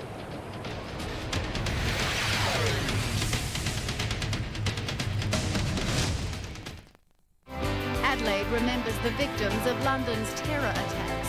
Australia's longest-serving detainee finally gets his visa. And the Aussie wildcard who took on the world's best and won. Local? Yeah, we're local.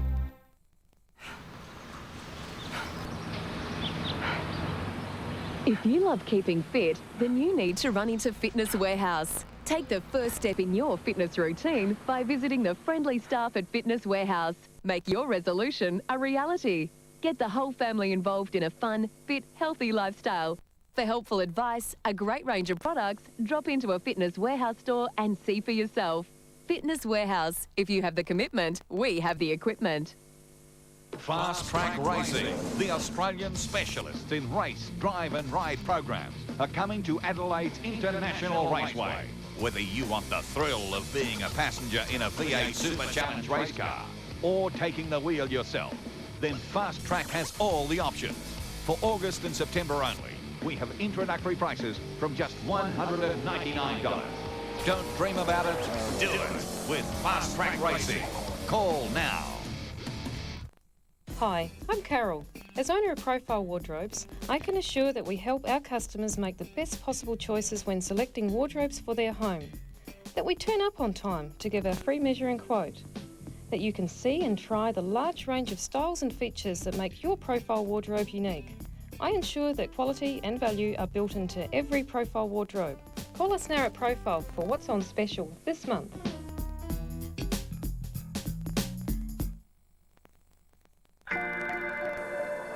Imagine a holiday home with a few changes every day, where you can get away, yet take all the luxuries with you, where you can find plenty to do or just go with the flow, and where anyone with a driver's license can be a houseboat captain for surprisingly little money. Tempted? For a free copy of the Houseboat Holidays Guide, call 1300 665 122 or visit houseboatbookings.com. Now, with a free DVD player at just $29,990 drive away, the Kia Carnival is Australian families' first choice people mover. With heaps of room, dual sliding doors, and now a free DVD player. It's never been easier to buy. A new Kia Carnival. The Kia Carnival with free DVD player, just $29,990 drive away. Kia! Beat this! High-performance NEC notebooks at unbeatable A&R prices. Like this NEC with a Pentium M1.6, 15.4-inch screen, dual-A DVD burner, 60-gig hard drive, 512 meg of RAM, and XP Home for $20.99. Or a Pentium M1.8, 15.4-inch screen, dual-A DVD burner, 80-gig hard drive, 512 meg of RAM, and Windows XP Pro, $25.99. And they're exclusive to all A&R stores throughout Adelaide. Hey, there's one near you. After the battle, Crows coach Neil Craig only on National 9 News. Tomorrow, one-on-one. The inside word from the very top. The fallout, the issues, the strategy, the stars. Your AFL station first for football. Adelaide's National 9 News.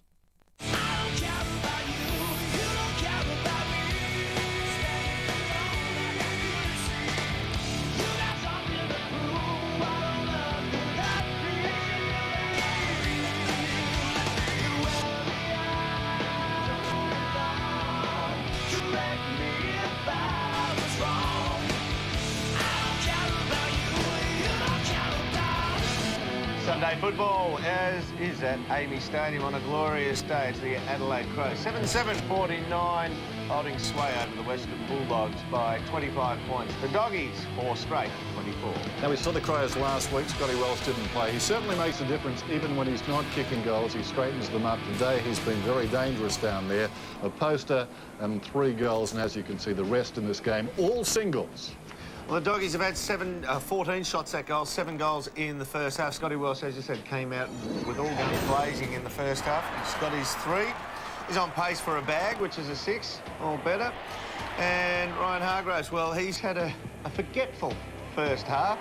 You think I'm a bit harsh on him, don't you, Dan? No, I didn't say anything at all. Now, Simon Goodwin certainly has made a big difference since coming back to the team. That was a spectacular mark by Welsh. Would have got a free anyway, kicked a goal. So the Adelaide Crows, they're getting plenty of possession in the middle of the ground. We're going to talk about their on-ballers in a second, but Big Hardo just gets the drop on Peter Street. You get the feeling if it doesn't land on Streety's head, he's not going to go too far to go and find it. And Hudson had the... Gee, I don't know if Ben Hudson ever thought in his league career he'd be called the more fleet of foot, but he was on that occasion. And we saw that goal just before quarter time, and this is after quarter time. Welsh again presenting and kicking a long goal. You find most of the dangerous forward lines have somebody who's capable of taking a contested mark, just hovering, floating around without being a hard lead player. There's Perry, he's that type of player. And then someone like Scotty Welsh, who's the lead-up player. So they do have a very good balance in their forward line, the Adelaide Crows, in terms of targets when they go forward. Well, Mark Rasciuto's playing in the midfield again. He's had 16 possessions to half-time, and Dwayne and yourself talked about he's the type of player. I think he's got universal recognition that everybody likes him, even though he's uncompromising, he's tough. He'd chew your head off out in the ground, but everybody knows he will play football and he's a fair player. He's like a Glenn Archer. He's got his own code and sticks religiously to it. I mean, you see him... We saw him a couple of weeks ago. Remember somebody made a bad error in the opposition? He went across and just ruffled their hair, that sort of thing. I mean, it's a code that is almost unique to just a couple of players in this competition. He's been terrific. Early on in his career, he did take a few out too, but he's become... He's mellowed. Yeah, he's mellowed. Well, I'll tell you what, he's uncompromised. He still runs into blokes, but he does it when they've got the ball. Yeah, he's fair. He takes your lunch money and invests it for you. That's what he does. He's not a bully. Adam Cooney, on occasions, has been opposed to Mark Rasciuto, and he's got 15 possessions. So it's almost as if Rodney Eade's saying, well, Rasciuto's turned into a handball recipient type play. Doesn't always go into the deep of the pack and find the ball now. So how about we make Cooney his opposite number, and he can be a free running player, and we'll go head-to-head, and hopefully Cooney's pace might hurt Adelaide when he goes through them the other direction. He's developing into a very good player, is he not? I mean, there were some doubts. I think initially he was the #1 pick in the 2003 draft, but he's all quality. Initially, he did fumble a little bit below his knees, if you want to be ultra-critical, but that's gone out of his game. He's turning into a complete player. Let's have a look at the going forward stats. The inside 50s, third line down 29 to 18. That's a smacking. I didn't think it was going to be that high at half-time, but I'll tell you what, then when you go to the next line, marks inside 50, 11-5.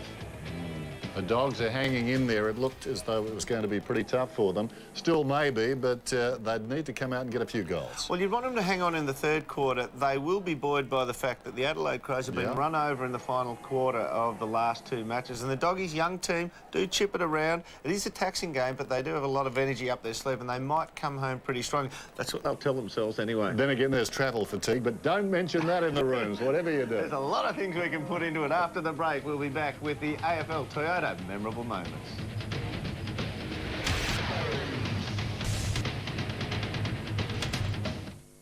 Meet Bug Boy. He loves bugs, especially when they're evidence. There are first witnesses to the crime. Catch the Buzz, CSI, Tuesday on 9. Okay, who wants to go on a holiday? Get your bids in right now. Congratulations!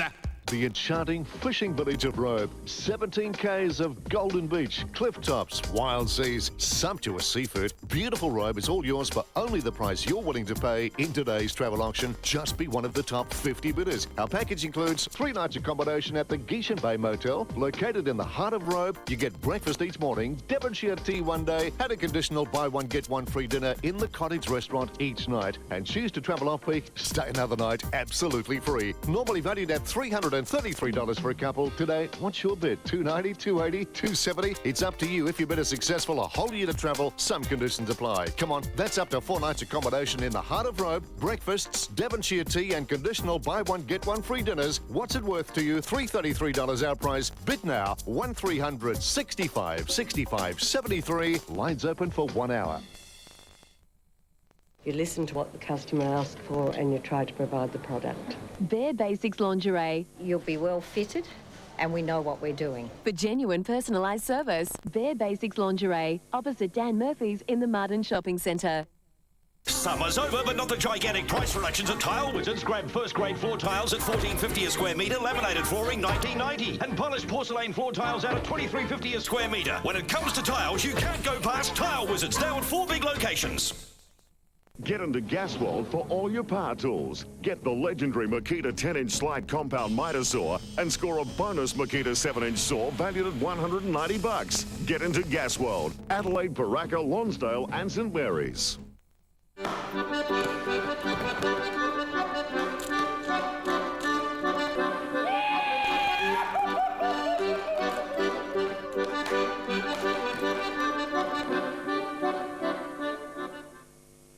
9:30 Tuesday. They went looking for help. We would never do anything to harm a private citizen. But what they found We would never do anything to a citizen against his will. will shock you. I personally would never do anything to harm a child. Taken at the regular time, 9:30 Tuesday on 9. The 2005 Toyota AFL season brought to you by our telecast sponsors Hungry Jack's, Amy and Radio Rentals.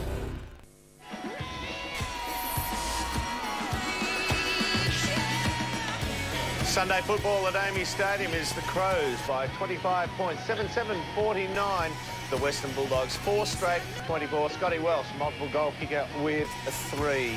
Well, the AFL Toyota Memorable Moments competition is a competition you decide the fate of, and last week you at home selected Moment A. Tony Lockett's point after the siren in the 1996 preliminary final against Essendon that put the Swannies into their first grand final since 1945. A break of 50 years, over 50 years between grand finals. Now, here is week 14 of the Toyota Memorable Moments. The AFL has a long and rich history of over 100 years. Now, the AFL is giving you the chance to vote on the most memorable moment in the history of the game. Over the next 15 weeks, the top 45 moments will be revealed. Each week, 3 moments will be presented for voting. Here are this week's 3 nominations for the Toyota AFL Most Memorable Moment. The bleachers were all but deserted at Waverley back in round 17, 1979, as Fitzroy produced one of the most amazing performances in league history. Just 12,000 witnessed the Lions under coach Bill Stephen embark on a goal-kicking feast that would see them kick the highest score recorded and hand Melbourne the greatest thrashing in VFL history. There was no doubting that Carlton and Richmond were the best sides in the 1972 season, and after a drawn semi-final at Waverley and a Tiger win in the replay, few expected the Blues to be serious challengers on grand final day. Tommy Hafey's Tigers were red-hot favourites, yet by half-time were already out of premiership contention. Carlton's firepower was stunning. In the highest scoring grand final in history, the Blues had kicked 18 goals by half-time, leaving 112,000 at the MCG that day absolutely stunned. John Nichols, in his first year as captain-coach, kicked 6. Alex Jesselenko booted 7, and Robert Walls was reckoned by most as to be best of field with 6 as well. Carlton's 28-9-177, a grand final record, and with the Tigers kicking 22-18, at the time, it was the highest scoring match of all time. With skipper Wayne Carey sidelined, few thought the 9th place Kangaroos could trouble ladder leaders and hot premiership favourites Essendon in their round 16 encounter in 2001. 10 minutes into the second quarter, the 51,000 at the MCG that day was stunned as Pagan's men had blown their lead out to 69 points. It was a massacre. You know, I think we thought we were going to struggle when we were 69 points down, but kick a few goals, get it back to 30 points and see what you can do. Slowly, the Bombers chipped away at the deficit. A 10-goal second quarter had seen the lead whittled to 21 points. At three-quarter time, the Roos were still up by 14 points and in the final quarter would relinquish the lead. Sheedy's Bombers had never given up hope. Up forward, Matthew Lloyd kicked 9 goals from 10 kicks. Jason Johnson and James Hurd would lift, and Dustin Fletcher became impassable in defence. In the biggest turnaround in league history, Essendon would pile on 8 goals in the last quarter to win by 12 points and maintain their top spot on the ladder. When you come back with 69 points, it's certainly a memorable game and something that the boys who played it will talk about for a long time. Now, here's what you do next. Register at afl.com.au and SMS your name and either A, B or C to $19.44.99 to vote on this week's Toyota AFL Memorable Moment. There are great prizes on offer, including a truly memorable week-long 2005 Toyota AFL Grand Final package. Be watching next week to see the winning moment from this week's nominations. And to view those options again, you can go to afl.com.au. A couple other games going on while we speak. Hawthorn and the Roos are on at the Telstra Dome, and also Carlton and Fremantle at the MCG. If you want to take a telecast of those games later on and you don't want to know the scores now, look away.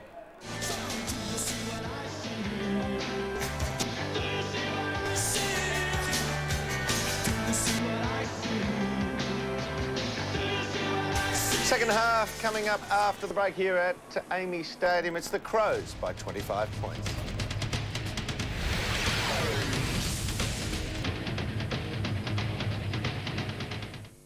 National 9 News Break, brought to you by the all-new Nissan Pathfinder, with 7 adaptable seats for the modern-day family, whatever that is.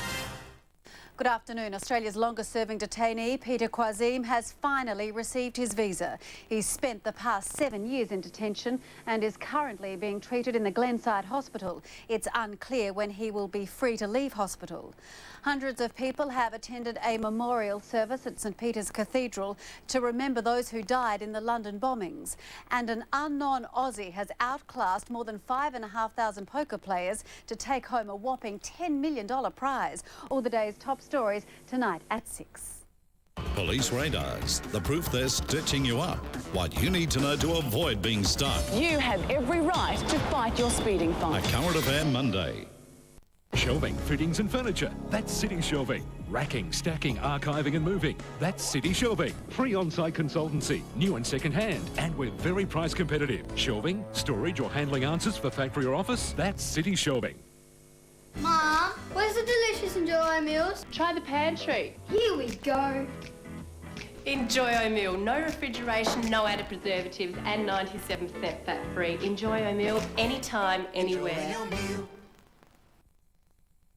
Have you placed your bid for today's travel auction yet? Come on, time's running out. Be one of the top 50 bidders for our package to Enchanting Robe. It includes up to 4 nights accommodation at the Geishan Bay Motel with breakfast, Devonshire tea and a conditional buy one get one free dinner in the Cottage restaurant each night. Normally $333 for a couple. Ring now, bid what you want to pay. And if successful, you've got a whole year to travel. Some conditions apply. 1300 65 65 73. Have you got things inside that should be outside? Things outside that should be undercover? This is what Basic Steel call home improving. Enhancing outdoor living by design. Approval through to construction. Basic Steel, making people happy at home. Metropolitan Plumbing. Metropolitan Plumbing can fix leaking taps, blocked drains and hot water heaters within the hour. All areas, 24 hours, 7 days. Metropolitan Plumbing. 3, 2, 1, go! Radio Rentals are celebrating the launch of SA's biggest ever interest-free offer. A massive 5 years interest-free!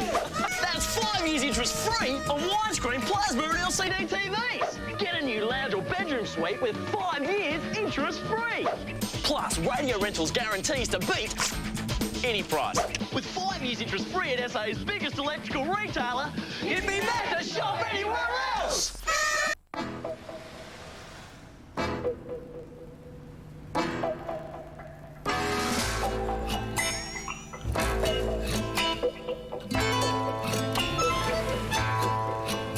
The Kia Carnival doesn't just have more space, it also comes with a free DVD player.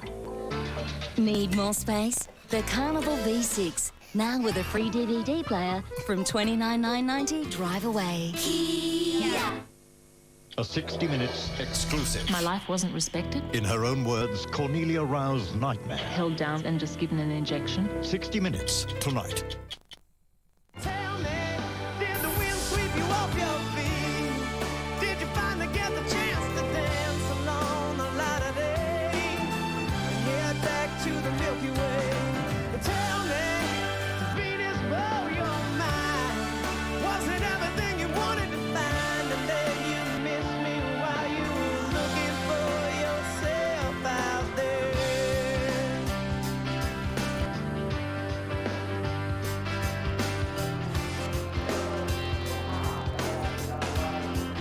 A sunny Adelaide day, half-time Sunday football, 49 players, 24. Let's go down to Jason McCart. Yeah, Dennis, with Simon Goodman, he started on the interchange again. Just precautionary measures. He's had some tightness in his left groin and he's had long-term groin problems, so they'll just assess that throughout the day. He may not be needed.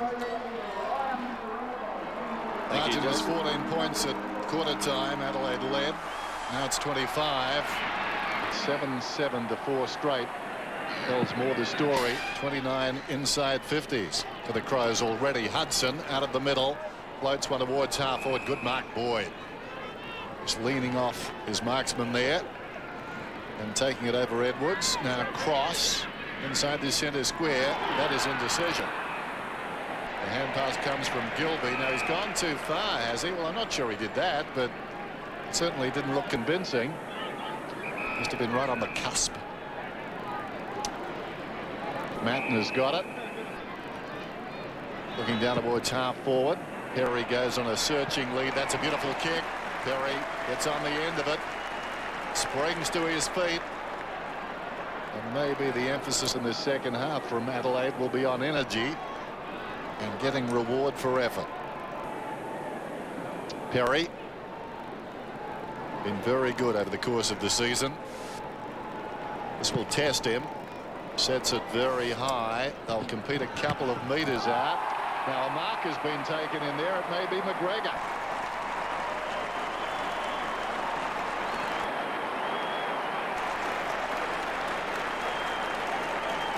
Well, if ever you want to take a contested mark, if you want to pick pole position number one, that's it. He leans over one. He's in front of another. Terrific mark. Terrible effort by the opposition. McGregor from point-blank range just sneaks it home.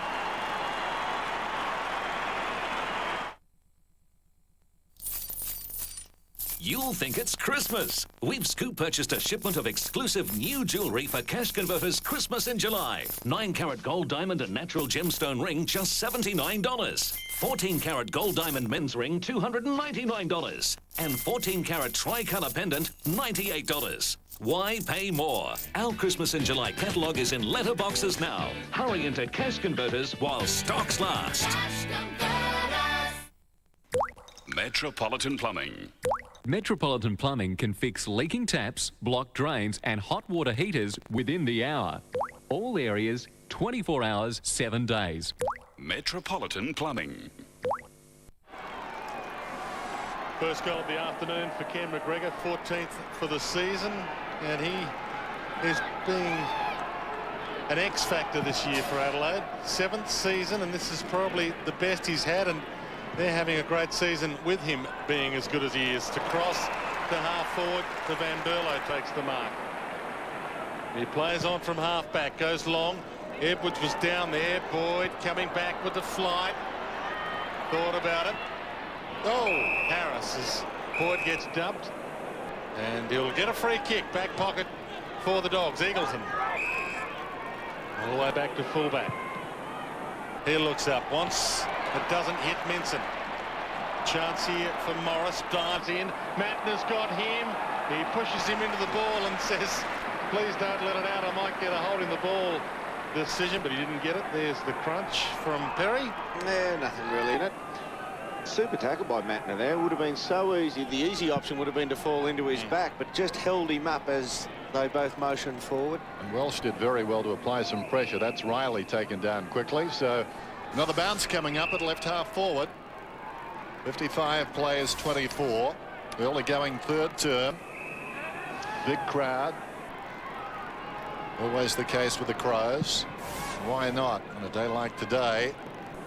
Wide of the pack, opportunity for McLeod. Hasn't seen a lot of it. Riley surrounded, but a good hand pass. Shirley back to McLeod. Inside the 50, Bacon square. Will it run on? It does. Magical goal. Warm Norms? Direct. Monday and Tuesday will be hot as. We're incinerating the prices on 500-gram pure wool winter weight quilts. You could get slugged $200 elsewhere. Our price, $49.95. A pure wool quilt for a hot $49.95. You'll never be cold again. Monday and Tuesday, top quality queen-size electric blankets are sizzling $59.95, down from $90. There's only 40 of them at this price, and flannelette sheets at $29.95. Shivering is definitely not in this winter. Hey, carpet your lounge and dining room from Solomon's for just $1,325. What a deal! Buy now and pay in 2006. Or carpet your entire home from just $2,900. Dash into Solomon's now. Ho, ho, ho! Just magic. Andrew McLeod, could he win a third Norm Smith medal this year? Adelaide, off again. Think we'll play in the finals. And he likes the big stage. And he's on the ball now. And sends that one through. Good start to the third term for the Adelaide Crows. Benson in the ruck against Hudson. Both got a palm on it. Eagleton waiting down. The ball eluded him. He wanted it knocked to him. Riley wanted it. Spears the pass. Henschel couldn't take the mark. Got it thumped away. Matt to the crumb. Gives to Rashido McGregor. He was waiting for it. And Rashido's just too good with an opportunity like that. And Patrick Bowden, he's been played a lot of footy at half forward. Rodney Eads trying to educate him as to being responsible for a man, and also, you know, the flip of the coin is that through necessity they need somebody to stand up who's over 6'2", 3 down in the back line, and he's just not a body play. He's just not a touch type backman, and he allows a lot of latitude to blokes like Ken McGregor, who's clever enough to get into space.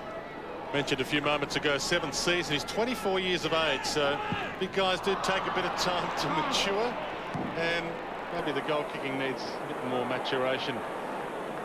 He doesn't, you can see in his action, he doesn't have a lot of confidence in his own kicking skills. So Lindsay Gilbey entrusted with the kick in for the Western Bulldogs. Just got to free that action up a bit. He's very tight. Sends it long. Midson! Big leap. Good mark. Down to Ray. And now Johnson from the wing. No one inside 50. Has to go short or keep control here, Johnson. Just chips it to the runner. And Burst takes the mark on 50. Now they all get back. Adelaide players and Dogs. Burst pumps it a high and a good floating mark over the top. Rutten. Adelaide players have that size advantage. Minson, nice grab. Now Riley. He's the runner from defence to McLeod, who, as we said, has been released onto the ball in this third term.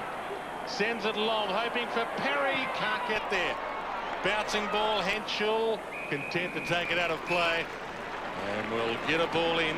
Henschel and Dale Morris there, bumping each other, just filling each other out. There's the Norwood boy, Will Minson. Touch on the shoulder as he marks it. Might just, Jace McCartney just down on the boundary line at ground level. Daniel Bandy, is he running Rutten around hard enough? No, look, that's the thing with Daniel. He's got that great running capabilities, but whether he runs to the right spots enough, that's another thing with Daniel, the footy brain side of things. Cooney got it out to Hahn, who kicks towards midfield. In fact, it was Rowe who kicked it. Burton to Rutten inside the centre square. Puts it inside the 50. Perry was up. Camped in front was Shirley. It was knocked down by West, who could have been taken high. He'll get the free kick. West at left half back on his knees to Johnson. Deep in his own defensive area. Spots Cooney. A short one. Cross got an awkward half volley. Controlled it pretty well to Power. Overlapping is Ray, has the bounce. Van Berlo's got him, affected the kick. It wanders inside the forward 50.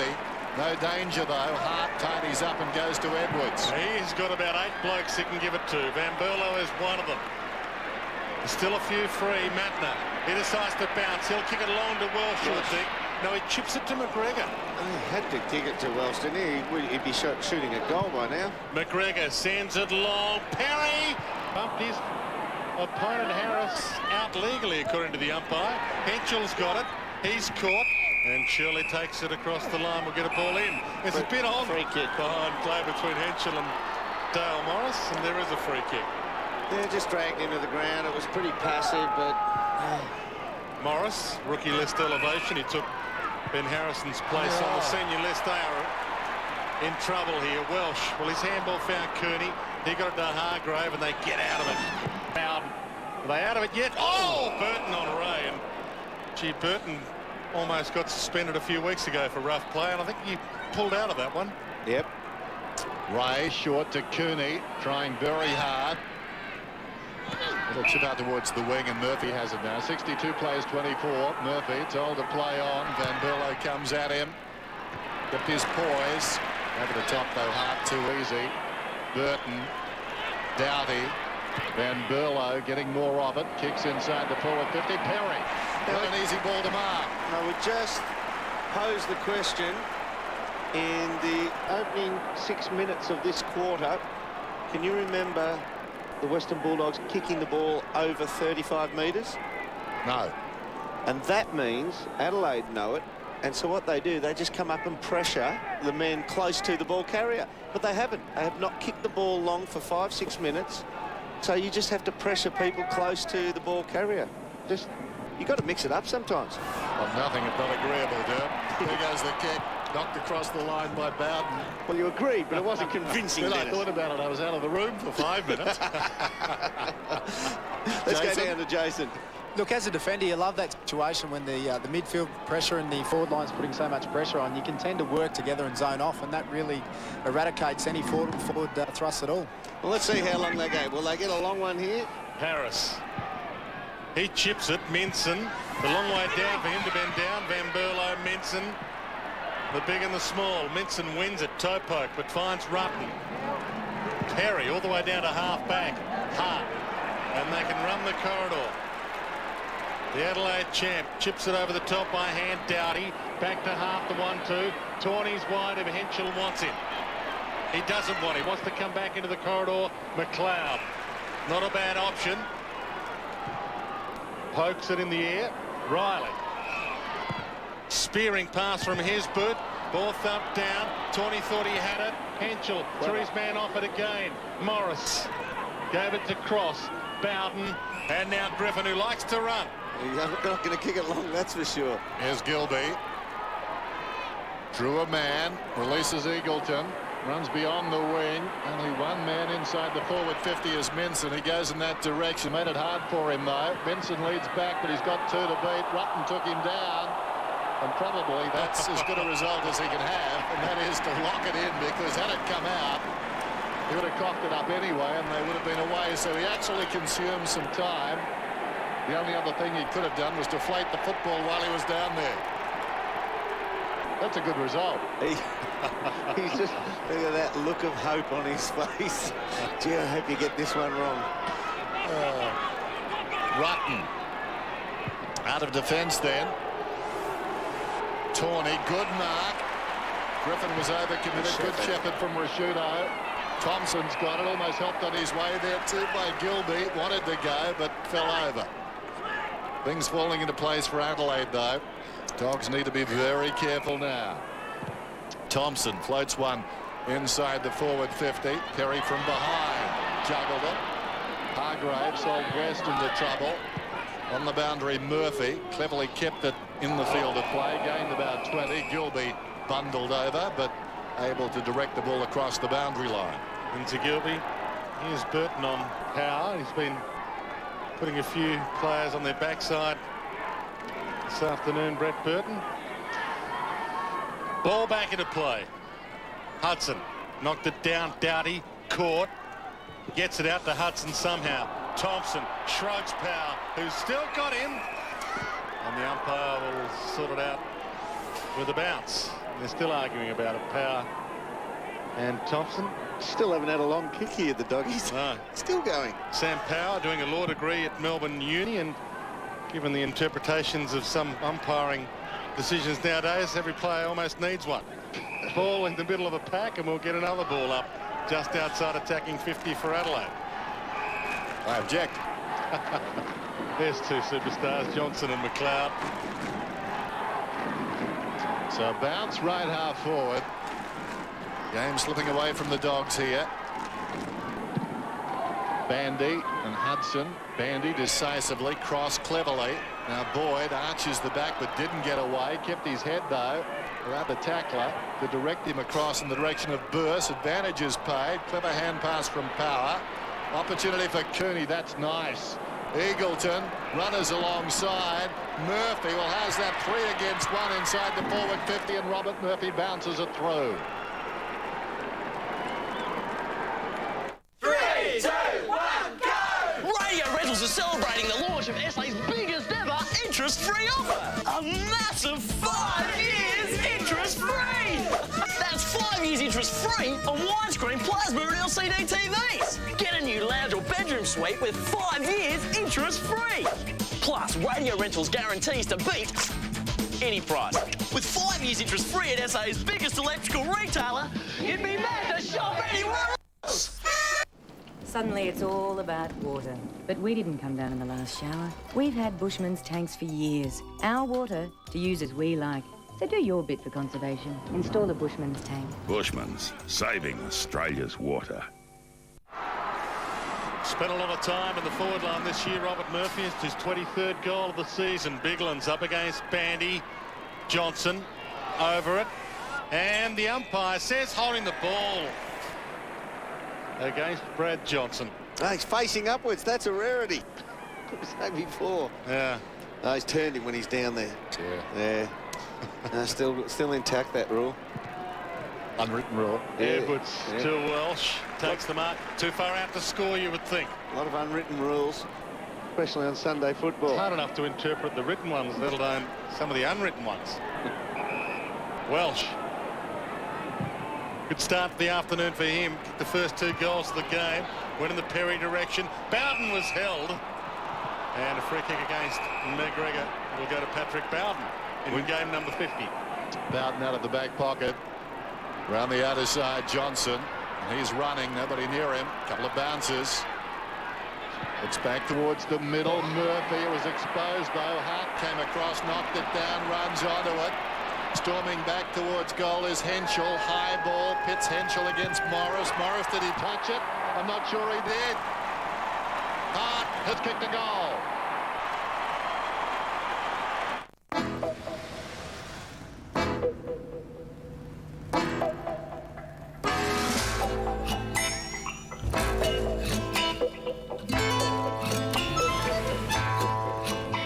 The Kia Carnival doesn't just have more space, it also comes with a free DVD player. Need more space? The Carnival V6, now with a free DVD player from $29,990 drive away. Kia! I thought dating again would be tough. He's cute. Is he younger than me? Just for men hair colour, the Rejuvenator gets rid of grey hair in 5 easy minutes for a young, natural look. Would you like to come in? Just for men. Dale Morris, game number 11. His motto on the footy record is leave nothing to chance. And I think he left a bit too much to chance there. Reckon he didn't touch it? Well, maybe he did, but would have been better maybe touching it with an arm or a chest or... But still, game number 11. Give him the benefit of the doubt. From the ball up, Dowdy decided to dive in a little hard. Free kick to the Dogs. And it goes to Burse. Wide to Griffin, who has a bounce and runs.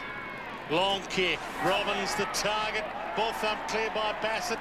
Boundary line is the option for Bassett, whose brother Scott was a dog for a while. Nathan Bassett was too. Ball out of play. The thing is, though, when you don't have a key forward, you tend to go long on short on every occasion. You go long if you have somebody who's capable of winning a 50-50 once every blue moon. They don't have that, the Doggies, so everything goes short. Bandy down to Burse. Griffin, but his hand pass goes towards Biglands on his knees, taken front on by Griffin. Emerging with a football there, or trying to emerge, was Edwards. McLeod gives it to Rashudo. Rashudo chips short of the wing. Knights comes up and takes the mark on his chest. Knights kicks into the man on the mark though. Now they've got a problem. Boyd got it to Johnson, to Griffin. They can catch them on the rebound again here. Griffin goes inside the forward 50. Minson was up. Now a chance for Robbins. Slung as he kicked. Hart spots Tawney. And up they come, the Crows. Tawney has it. A bounce. He was faked out of his shoes there by the boundary umpire. There's Matner. Whoops, just out of his shoes. In trouble. Henschel steps around Morris, takes on Cooney, manages a kick. Forgettable stuff at the moment. Hargrave dragged down by Welsh. Now Cooney can do something. Beat Van Berlo. Eagleton arches the back, slides it back into the path. Will advantage be paid? Cross had the football. Cooney, Johnson. But the umpire insisting it come back, and not a bad result because they did take a shot, Jono, and he missed. And the ball ended up there with Cross for a second, who's played, what has he played? Just about every minute of the year so far, and has not kicked a goal yet. He's got plenty of possessions, Daniel Cross. So Eagleton, 55 metres out. Baines to Hargrave, didn't work out too well. He was pushed as he kicked, and it goes down towards the pocket. He didn't count on Matner coming across. He feigned with the right hand, Dennis. They weren't going to fall for that one. There's Scott West on the Brendan Favola machine. Strange to see him there as well. He's had a sensational season and gained 300 all up for Scott West this afternoon. Ball back into play. Minson knocked it down. Hart half held. Minson back in. Hart goes back in. Still in the middle of it. Somehow a kick from the side of the boot. Edwards caught, dispossessed.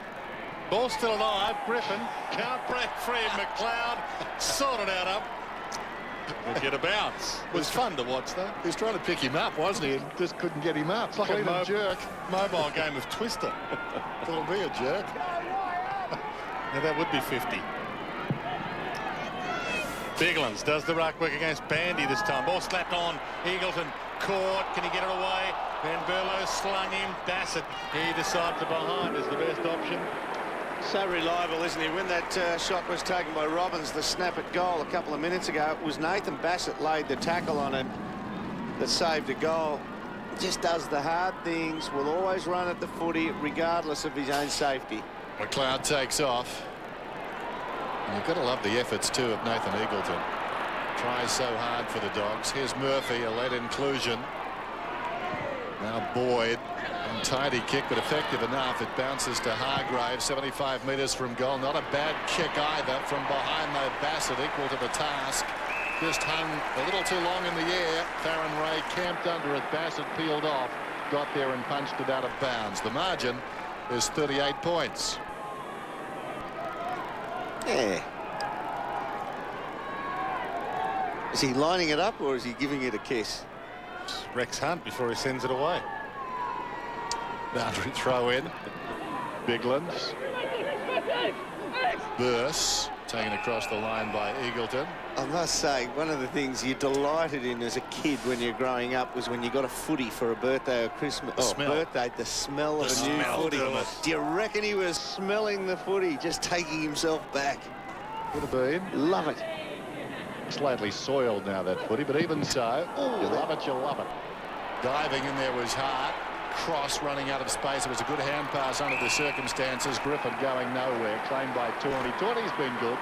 Don't underestimate the smell of that midwinter soil either. It's the equivalent of napalm in the morning, isn't it? Ball of that to be sent back into play. Rutten to the ruck work against Minson. Massive pack. You throw a T-tail around about 10 of them. Johnson one. He gets to Power. He loops it to Burst. Caught. Got the handball out. Cross laid the tackle. And the umpire might sort this out again. The reason. Now let's go down to Jason McCartney. Yeah, Dermot, keep an eye on Scotty Welsh. He looks to be struggling a bit with the groin problem, so we'll keep an eye on that. Okay. Biglands and Street this time. He had the reach, knocked it down to Thompson though. Back to Matner. Kick away. Henschel. It's pushed off it. Hargrave inside 50. Might be a free kick downfield. It is. I think it was Farron Ray. So the ball went over Farron Ray's head here. About four Dogs putting their hand up for it. Well, Farron, no, it wasn't Farron Ray. It was Brad Murphy, and it goes over his head. Yep. And you could see him thinking, oh, I've got to stand under this one. And when the whistle went, he just went, I'm not even going to finish off this play. I'm just going to wait on the whistle. Why get killed just for the sake of being here? Nathan Eagleton, we've ticked into time on third term, and he has missed. Only behind. I think it might have been Murphy, and I think Burton might have actually cleared him. I think the Adelaide player actually cleared him totally. If he did, that's a heck of a jump. Now McLeod still inhaling deeply. Short to Bassett. Bassett out of the back pocket then. Tawney. Doughty. Runs towards midfield. Kicks towards half forward. McGregor let it come onto him, but took the mark on his chest. Barton maybe could have done a little better. Matner kicks for space. Burton going back. With him is Murphy. Murphy, well done, falling to the ground. Off to Harris. Harris drew a man, sends it out wide. Morris over the top. Ray, Murphy. Murphy, Bowden. Bowden from right half back, rather untidy. Boyd controlled it okay. Boyd, the defensive side of the wing, goes forward to Cross. Now Morris, the short one is on. Eagleton's taken the mark, about 75 from goal, plays on immediately. Onto that left boot from behind Griffin. Should have marked it. Goes again. Well done, young man. Now he's got a problem. Comes back to Minson. Packed his way through. And then misses. Did the hard stuff. Did very well. Bullocked his way through there. Shrugged the shoulders. Only kicked 2 goals. Will Minson in his 16 games of AFL footy. Ball wide to Tawney. He goes even wider. Burton. He wants to come into the corridor. Plays on. Gets around Murphy. Bounce. Rutten. Spearing pass. Edwards. Thought about going back. In fact, he does go back to Burton, who ran on. Couldn't quite collect it for the mark. So swings it onto the boot. Kicks around the body. That's a party trick. Wow.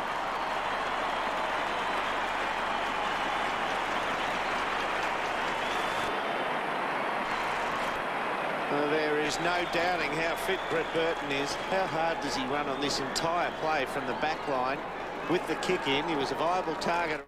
Here comes the Midas team out onto the ground. Boy, what an outfit. This Midas team has it all. Mechanical repairs on everything from suspension and brakes to mufflers. They're a well-oiled machine, this mob. When it comes to total car care, including logbook car servicing, the opposition has no chance. Get one and it won't void your new car warranty. So ring 136432 for total car care, and you know what they say, trust the Midas touch. So you talk to Sydney for a quote, Brisbane to put a claim in, then Melbourne to get them to pay it.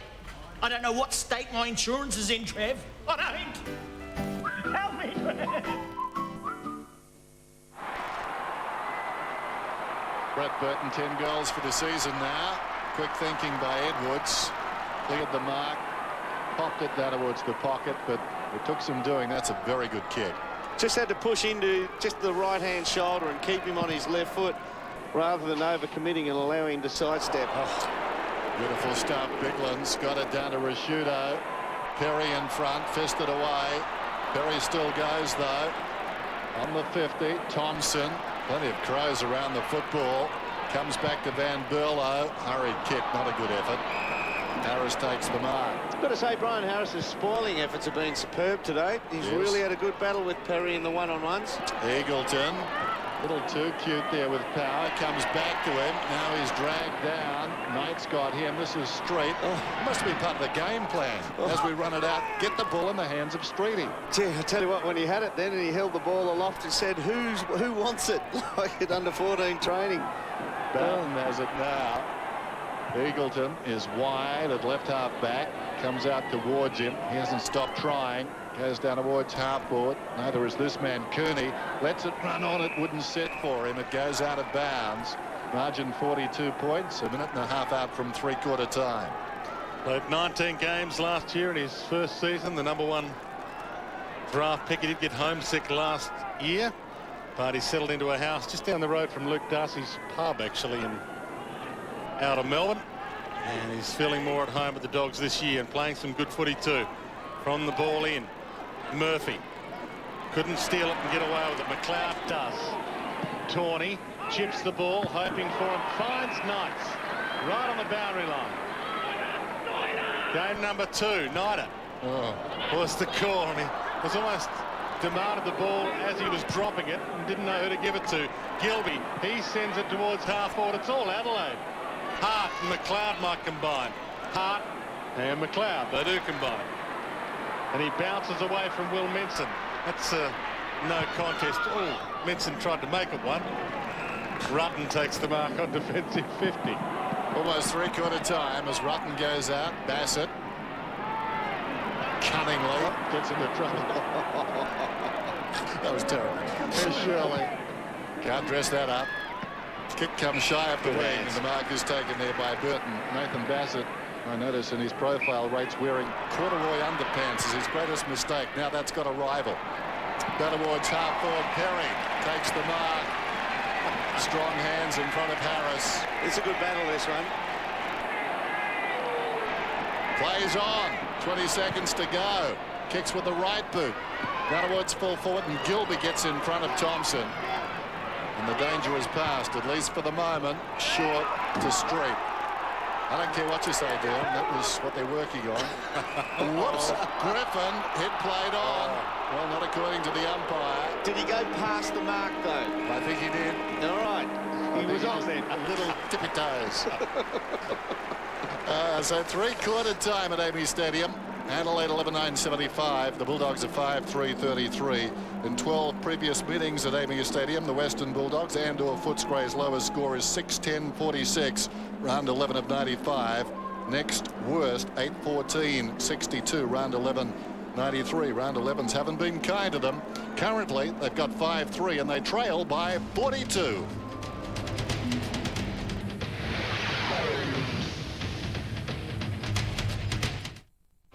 Adelaide remembers the victims of London's terror attacks. Australia's longest-serving detainee finally gets his visa. And the Aussie wildcard who took on the world's best and won. Local? Yeah, we're local. Hey, Trev, I've noticed a pattern. Yeah, what's that? My house at Goodwood burnt down. My house at Norwood burnt down. My house at Blackwood burnt down. And every time I've been burnt by the insurance company. So, no more suburbs with wood in them. I'm moving. Where to? Burnside.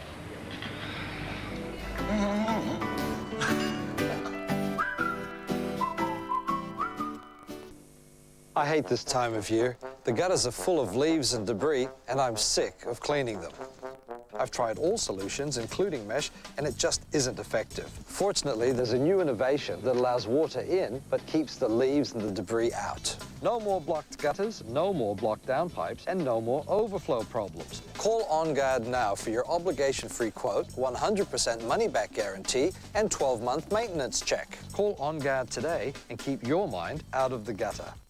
Fast Track Racing, the Australian specialists in race, drive and ride programs, are coming to Adelaide's International Raceway. Whether you want the thrill of being a passenger in a V8 Super Challenge race car or taking the wheel yourself, then Fast Track has all the options. For August and September only, we have introductory prices from just $199. Don't dream about it, do it with Fast Track Racing. Call now. Summer's over, but not the gigantic price reductions at Tile Wizards. Grab first grade floor tiles at $14.50 a square metre, laminated flooring $19.90, and polished porcelain floor tiles out at $23.50 a square metre. When it comes to tiles, you can't go past Tile Wizards, now at 4 big locations. You listen to what the customer asks for and you try to provide the product. Bare Basics Lingerie. You'll be well fitted and we know what we're doing. For genuine personalised service, Bare Basics Lingerie, opposite Dan Murphy's in the Martin Shopping Centre. Imagine a holiday home with a few changes every day, where you can get away, yet take all the luxuries with you, where you can find plenty to do or just go with the flow, and where anyone with a driver's license can be a houseboat captain for surprisingly little money. Tempted? For a free copy of the Houseboat Holidays Guide, call 1300 665 122 or visit houseboatbookings.com. So how's your truck going, Bill? Oh, right. What about yours? Yeah, can't complain. Hey, isn't that Jono? Hey, Jono, get over here, mate. So you've got a new Ford Courier. So how's it going? Bloody beautiful, mate. New Ford Courier. It's got what the others are missing. And now available with a 5-speed auto and a big 4-litre V6. Oh, nice. After the battle, Crows coach Neil Craig only on National 9 News. Tomorrow, one-on-one. The inside word from the very top. The fallout, the issues, the strategy, the stars. Your AFL station first for football. Adelaide's National 9 News. The 2005 Toyota AFL season brought to you by our telecar sponsors Midas Car Care, Amy and Metropolitan Plumbing. Amy and Metropolitan Plumbing. Welcome back to Amy Stadium. The story so far to three-quarter time, and Scott Welsh back into the Adelaide side this afternoon, and he took 2 marks and kicked 2 goals, the first 2 goals of the game, and gave Adelaide the perfect start. And then ex-West Adelaide #1 draft choice Adam Cooney cut the lead back to 14 points at quarter time. Brad Johnson, superstar dog, gave the Bulldogs an early goal in the second term. And then Lindsay Gilby, one of the best kicks in the league normally, a turnover from the kick-in, and then the caring, sharing Adelaide Crows. Perry to Risciuto, who demanded that Thompson make a lead and hit him.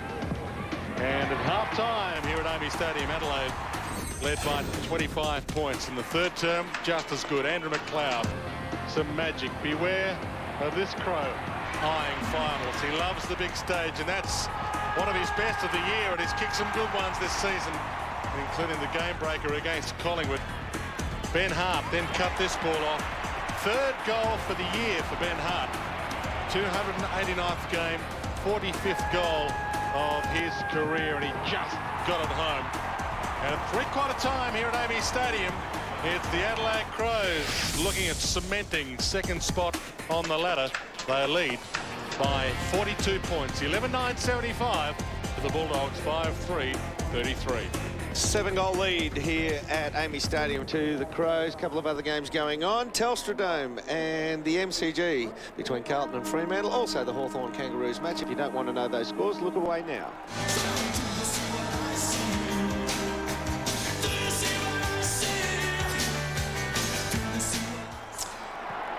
Start of the final term. Sunday football. Street goes up and knocks it wide.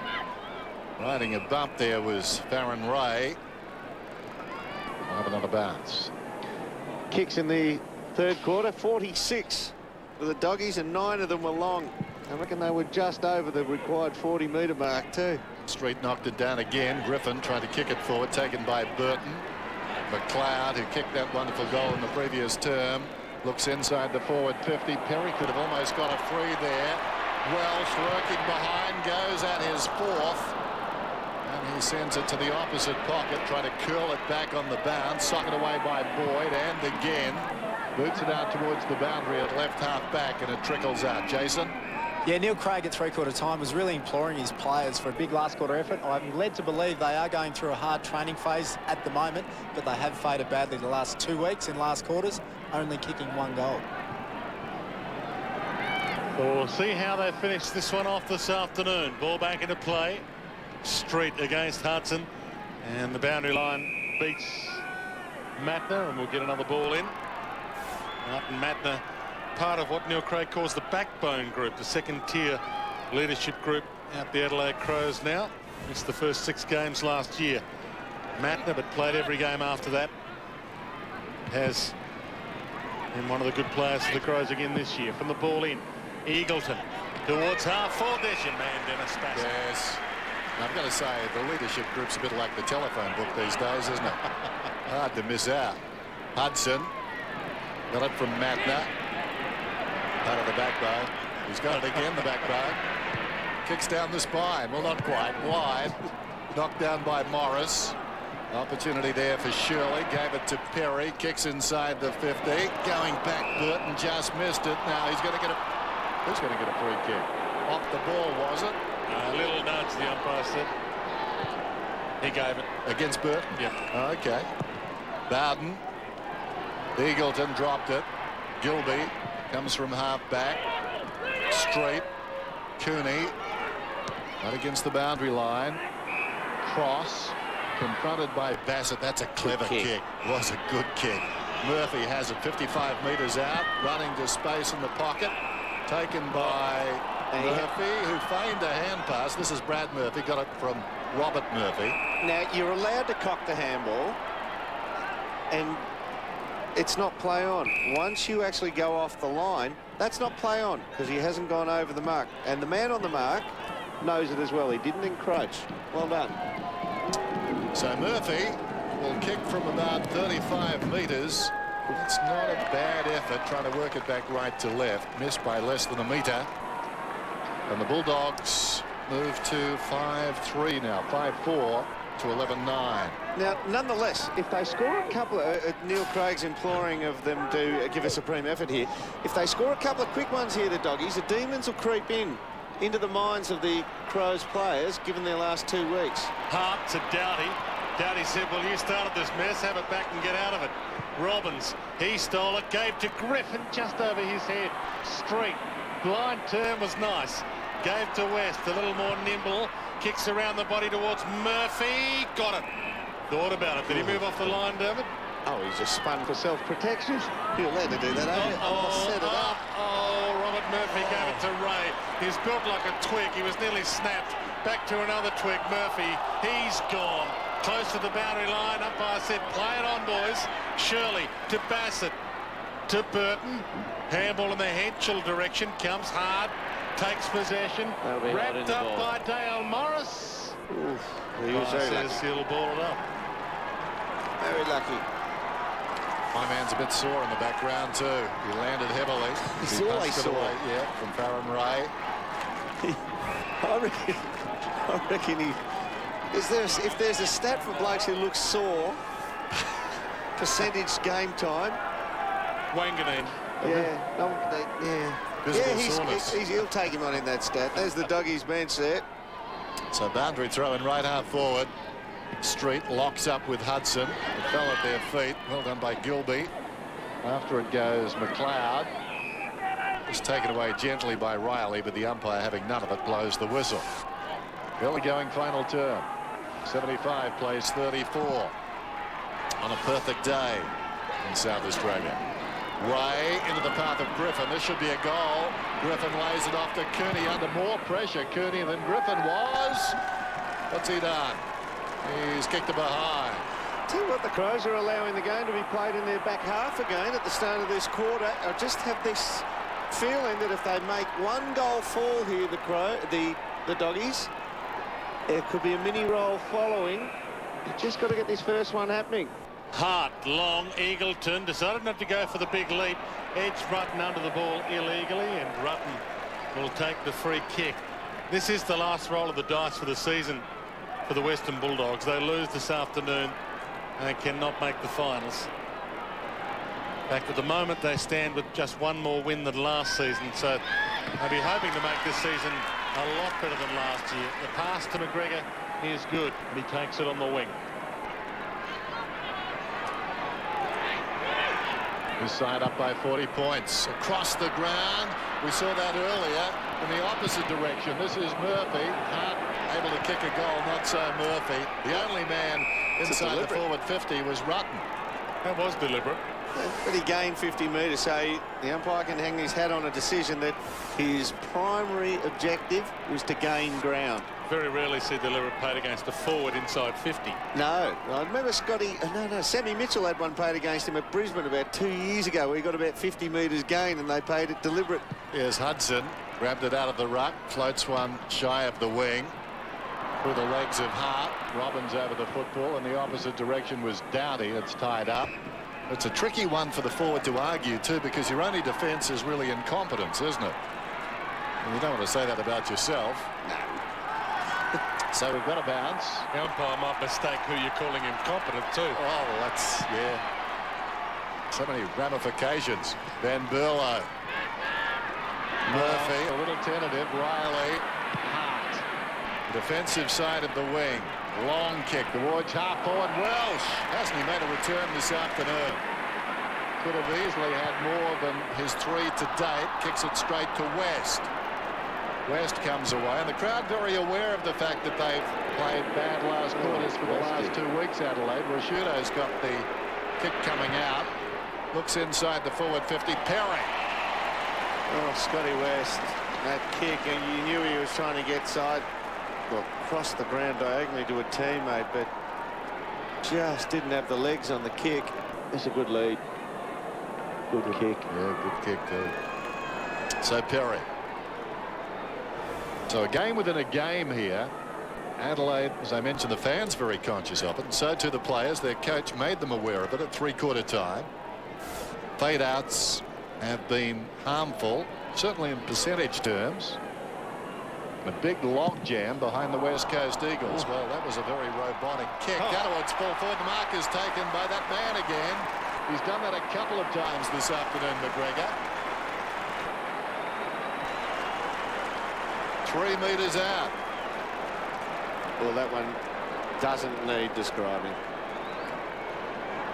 It was a vagabond kick coming in, but he was prepared to play in front. McGregor kicks the goal. Only their second in the last 3 weeks in the final term. 3, 2, 1, go! Radio Rentals are celebrating the launch of SA's biggest ever interest-free offer. A massive 5 years interest-free! That's 5 years interest-free on widescreen plasma and LCD TVs. Get a new lounge or bedroom suite with 5 years interest-free. Plus, Radio Rentals guarantees to beat any price. With 5 years interest-free at SA's biggest electrical retailer, you'd be mad to shop anywhere else. 2 goals now for Ken McGregor, and he has been an X-factor this year, and he might be the X-factor in September as well. Ball back in the middle. Hudson doing the ruck work for Adelaide. Hudson could have been playing for the Dogs. He played for Werribee, the Bulldogs VFL team, and they didn't pick him. Riley gave to Van Berlo. Wobbly kick inside 50. McGregor couldn't mark. Fights on. Bowden's over it. Pack forms. And the umpire will sort it out with a bounce.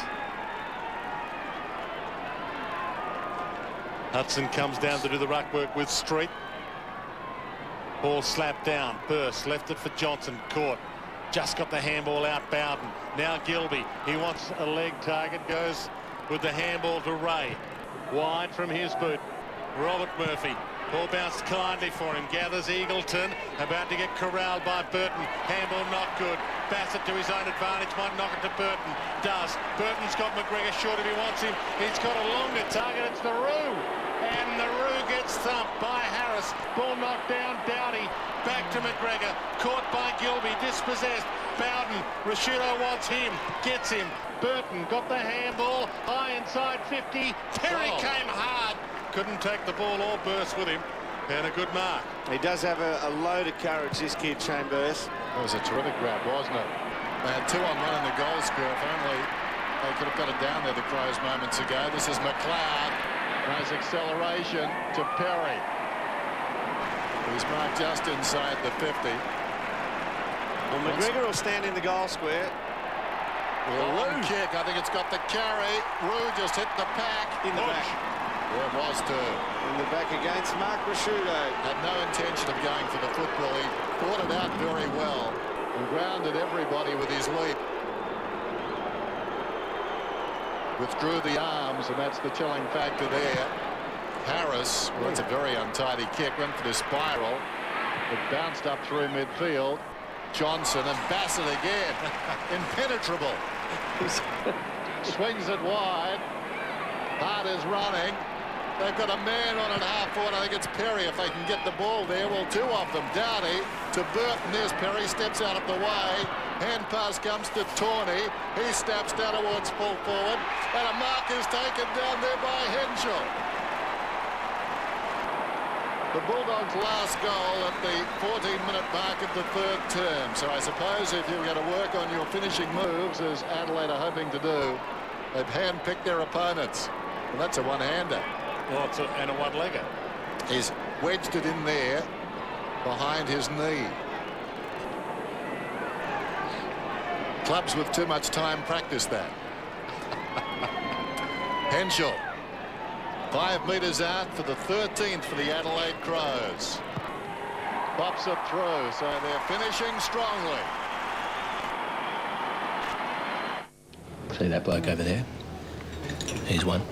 Really? Bloke next to him, he's one too. Joking. All those blokes. Even old Laurie. Does his wife know? All for it, evidently. It's surprising how many people win Keno. Over 65,000 winners on average every week. I've thought about it. Yeah, me too. Keno, win it by the minute. You'll think it's Christmas with Cash Converters Scoop Purchase new jewellery like this 9-carat gold diamond and natural gemstone ring, just $79. And 9-carat multicolour natural gemstone ring, $45. Hurry into Cash Converters for Christmas in July. Perhaps the fact that the Bulldogs have had 5 away games outside of Victoria in the last 6 weeks starting to tell. They beat the Adelaide Crows earlier this year by 5 goals, the Western Bulldogs, but Luke Darcy did kick 6 that night at the Dome. Burton knocks it to Shirley. Umpire has sent a free kick for being legged, and Burton will get it. It's against Ray. Isn't it amazing at the 2-3 minute mark of this quarter, this last quarter, he thought if they just get 1 or 2 to 4, they could get on a roll here, the Doggies, and now they're looking at damage control. Burton, long kick, a chance for the big leapers to go up. Perry was from 6 deep, couldn't bring it down. Harris on hands and knees, got it out. West, how will the umpires see that? Play on advantage. Burse, Gilby, West, bang! McLeod, back to West. Perry's got it now, gets the kick away. There's loose Crows on 50. Out they come. Shirley shuffles it to Matner. He sees that loose Crow and it's the Roo. Plays on from 40. That's as good as it gets.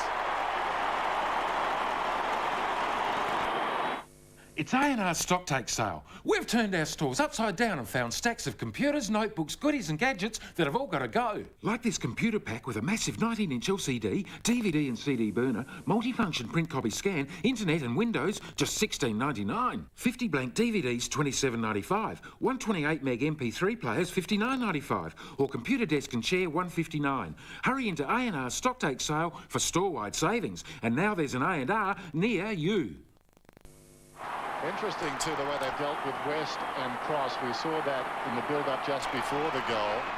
They're obviously team responsibilities. Everyone just makes a beeline for them when the ball's going to be in their hands and runs them down. And if other players beat them, well, so be it. But those two blokes aren't going to have undenied ball. Well, you look at the way the Doggies play. If you break it down purely as to their capabilities, Cross is their best ball winner. West is their second best ball winner. He can receive as well.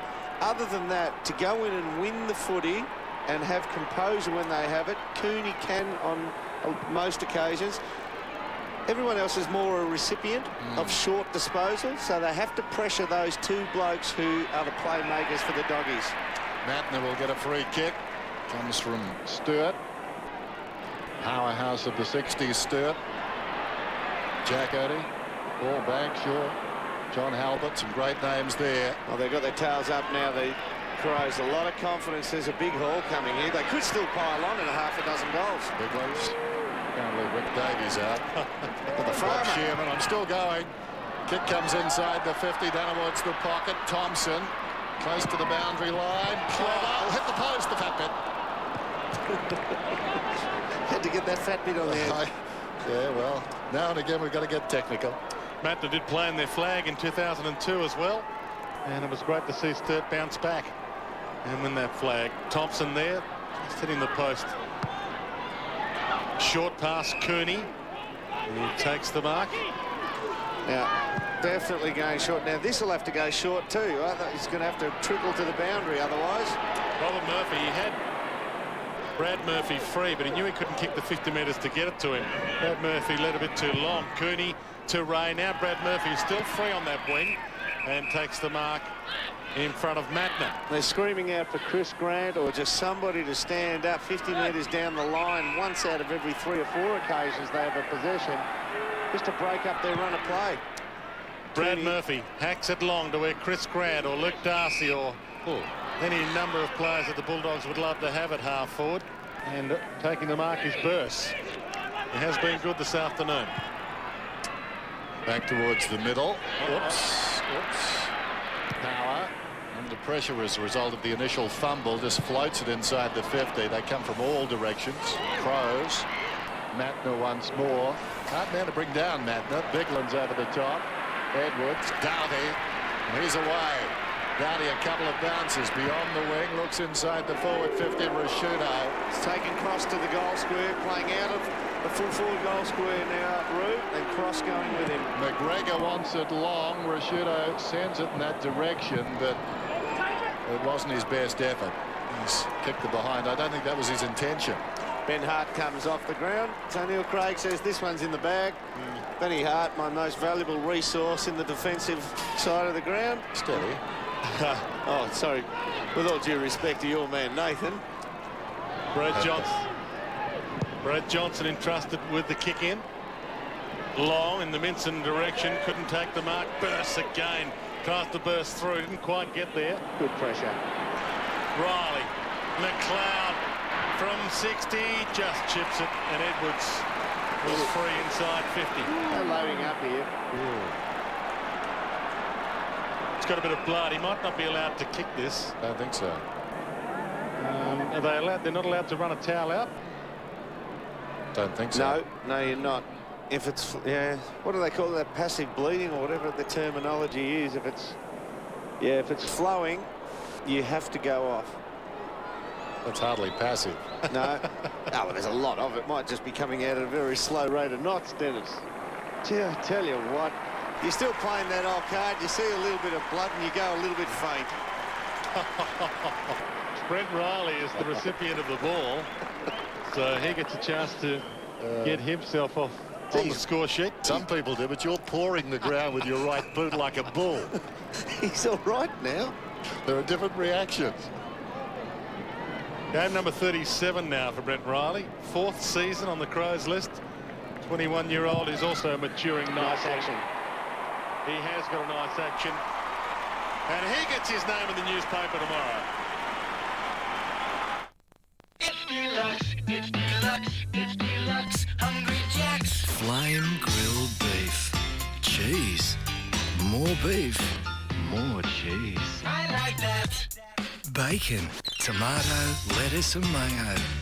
That's Hungry Jack's Bacon Deluxe. It's delish. It's delish, it's deluxe, Hungry Jack's, Hungry Jack's. The burgers are better at Hungry Jack's. Well, the Crows carrying out their coach's instructions. They've bitted the last 6 goals in this game. They've got 10 goal kickers this afternoon now. 15-11 to 5-5. Good bounce. Rashudo charges in. Cross. Hoists one very high. Eagleton goes back. Knocked away by Matner. Taken by West. Griffin. Run down by Doughty. Well, almost. Hand pass comes back from Bandy. Intended for Griffin.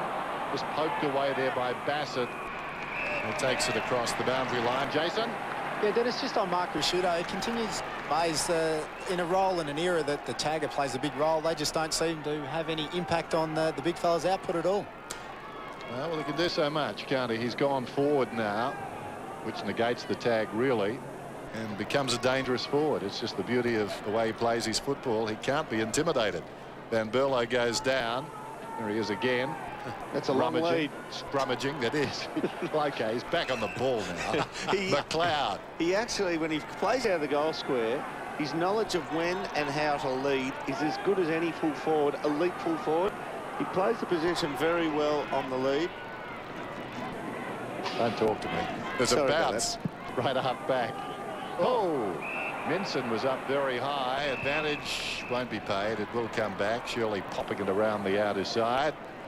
And virtually nobody has left this stadium. The game not exactly in doubt, but they're enjoying this. And as we said, the game within the game, the big finish Adelaide have been dying for, they're getting. Bigland sends it to Thompson, takes the mark, held up on the wing. 39 games for Melbourne. Bad kick, gives it to Griffin, who said is also a local boy from Goolwa. The secret women's business was. Eagleton rolls it towards half forward, and he gets it out of play, and we'll get another ball in. They have enjoyed their afternoon, as you said, the Adelaide Crow fans. It's always a sellout here at Amy Stadium, 40,264, and they make their way here as early as 8, 9 o'clock, have their barbecues in the out of the boot of their car, and then head on to the footy. It is a big day of entertainment. Biglands down to Rashido. Speaking of entertainment providers, Shirley, McLeod, Doughty, Riley. Plenty of possessions for everyone. Chips it wide and back to Roo. You can hear the chant. No other state does that, do they? Have the barbecue before the game? No, man, and it's smells so great. many. Oh, smell those sausages. We're talking on the about way smells of football before. That's another one as you drive up to Amy Stadium. Yeah. The waft of peanut oil. And a good snag. Actually, that used to be the smell from the farm at West Lakes, but they've stopped that now. Henschel hard against the boundary line.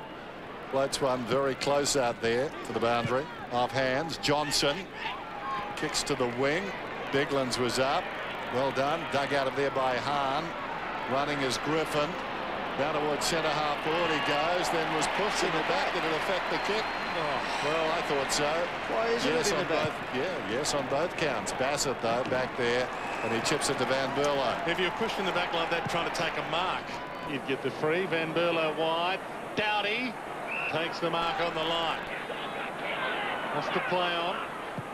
Westy was coming at him, and he finds McGregor, who couldn't find the ball. Knights. High kick. Perry flies. Harris with him. Thumped it down Eagleton. Matner comes just as hard. And it's tied up on attacking 50 for Adelaide. I'm sure that that rule where when players have the ball and they're run down from behind, the umpires sense it happening, they see it happening, and they call dropping the ball. I'm sure that when a player's pushed in the back, it's almost like, well, you've had prior opportunity, so we're going to be lenient on the push. Fair enough if the kick finds someone. It's advantage. Knights. He gets it onto the left and can't kick his first goal in AFL football. In fact, he still hasn't scored. Second game for him this afternoon. Pick 56 from the Eastern Rangers and a late inclusion for Adelaide last week with Hayden Skipworth out of the team. Got sprayed with the water after the game inside the huddle. Johnson.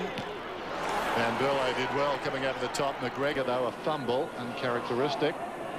He wrestles after the football with Cross, and the umpire decides that he held it, which will be news to him.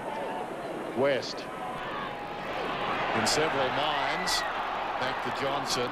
Bit of class there. Bowden steps away towards midfield. Edwards read it brilliantly. Gives it across to McLeod. 2 on in the square. Burton, will he hand pass? Oh, he decided not to and kicked the goal himself. Clip him, Roo. I gave him a high 10.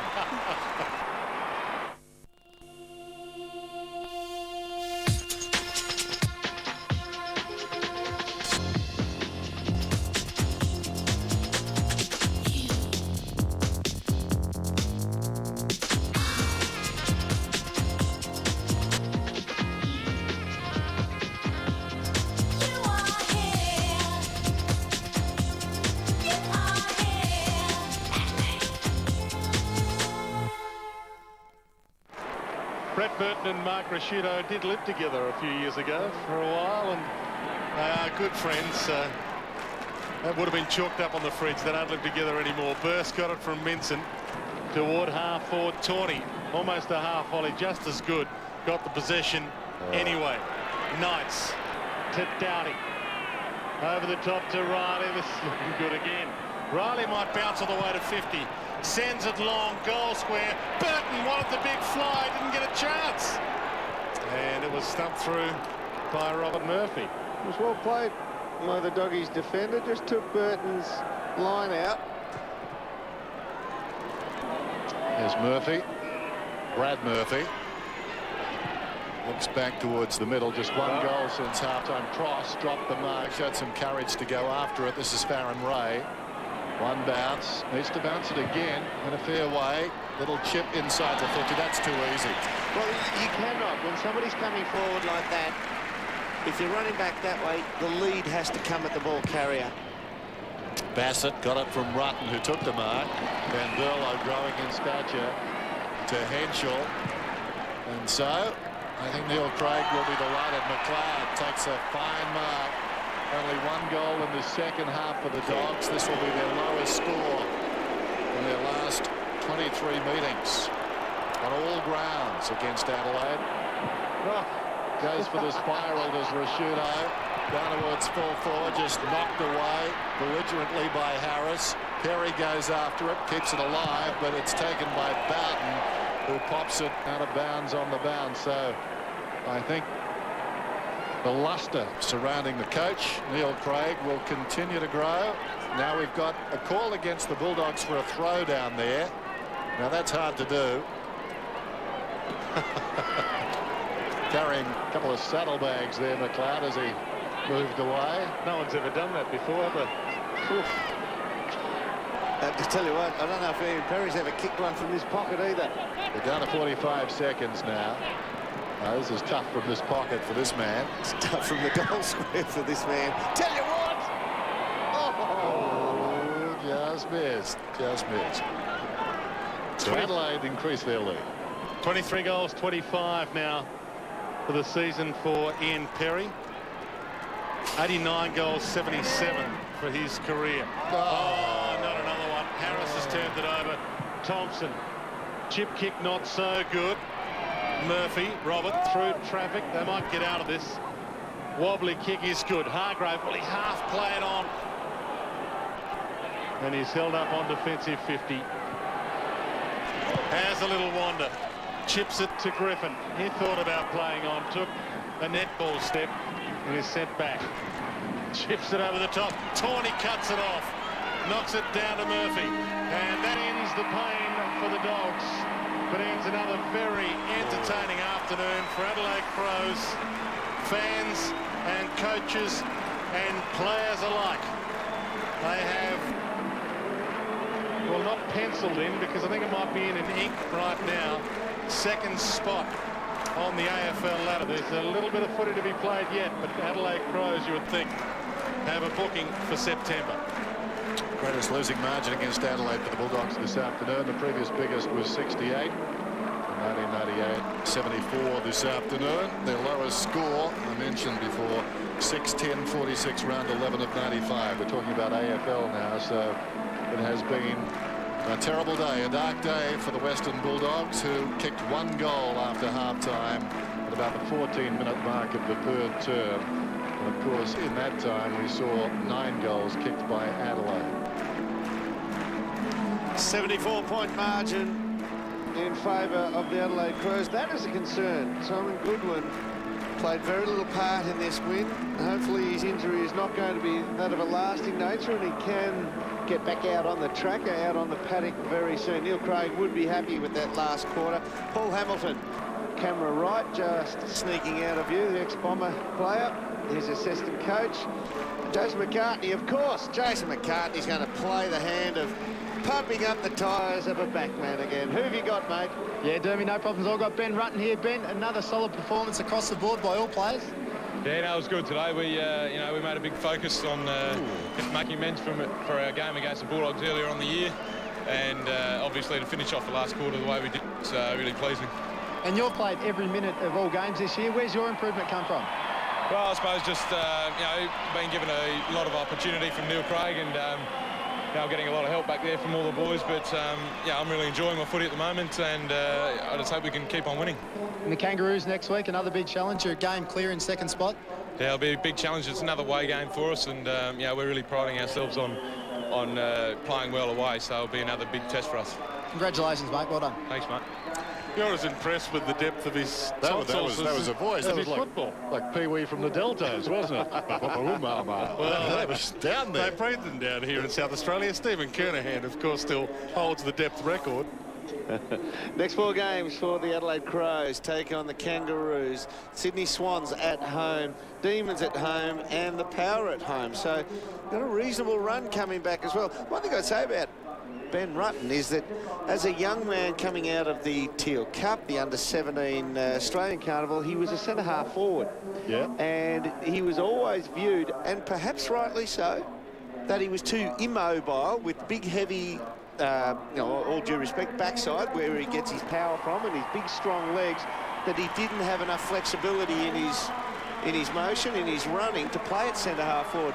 Yet at full-back, we have not seen that exploited on any one occasion. We have not seen him and said, gee, he's too immobile to go with a quick leading forward, somebody who does have a bit of motion. So he's tailored his game to the position he plays and has done it very well. And this bloke, go on, what are you going to say, I was just going to say, he never stops working on his game. See, the other bloke's just empty-handed. He's got a footy. I hope he doesn't kick it out of bounds on the full bin for you, Dennis, here. It's Channel 9 day, and they fanned out. Look at this. They're going to have a out. shot or kick it out of bounds on the full. He's just playing the percentages. The boundary is his friend. 74-point winning margin here to the Adelaide Crows. 16-13, 109. The Western Bulldogs, 5-5, 35. You're watching Sunday Football.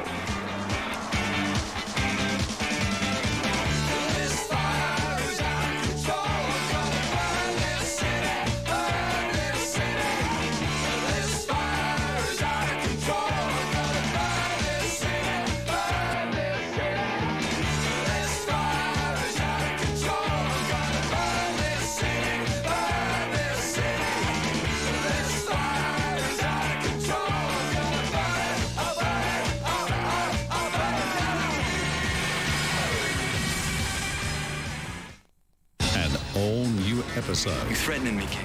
Of the hottest drama on TV. New CSI Miami, 8:30 Wednesday on 9. Your local Toyota dealers sell up a store on new and used cars. The big hit Echo with air from $14,490 and used vehicles from $7,990, all workshop tested and ready to go. Every used car comes with free stamp duty and 2-year free roadside assistance. And every new car comes with free 3-year roadside assistance and no repayments for 9 months. This Thursday, Friday and Saturday only, your local Toyota dealers sell up a storm. Hurry before the offers dry up. Do you belong to this industry of people who care? While you care for others, your industry super fund, Hester, is taking care of you. Year after year, Hester is run only to profit members. Year after year, Hester's had low fees. Year after year, the difference has added up. A lifetime of difference. Hester, the industry super fund for health and community services. Here's a wingnut come up with the idea of coming over here. On you, spuds. Sparkles back there. Hang on, boys. Hey, pub. You're Jay. The biggest whinger I've ever heard in my life. See, well, you been waiting. Great idea to come out here, Spark. Stop your whinging. That's it, boys. We're going back to Vic. When you live in the driest state on earth, you don't want anyone else drinking your beer. West End Draft. Sure, you can do it for that price. Just go and ask Pete. She wants me to ask Pete.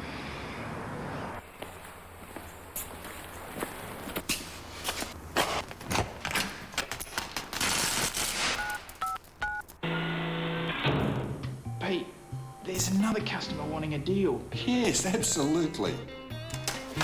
It's for his own good, really. Pete can't say no. Pete can't say no. 3, 2, 1, go! Radio Rentals is celebrating the launch of SA's biggest ever interest-free offer. A massive 5 years interest-free! That's 5 years interest-free on widescreen plasma and LCD TVs. Get a new lounge or bedroom suite with 5 years interest-free. Plus, Radio Rentals guarantees to beat any price. With 5 years interest-free at SA's biggest electrical retailer, you'd be mad to shop anywhere else! God, I'm a hell.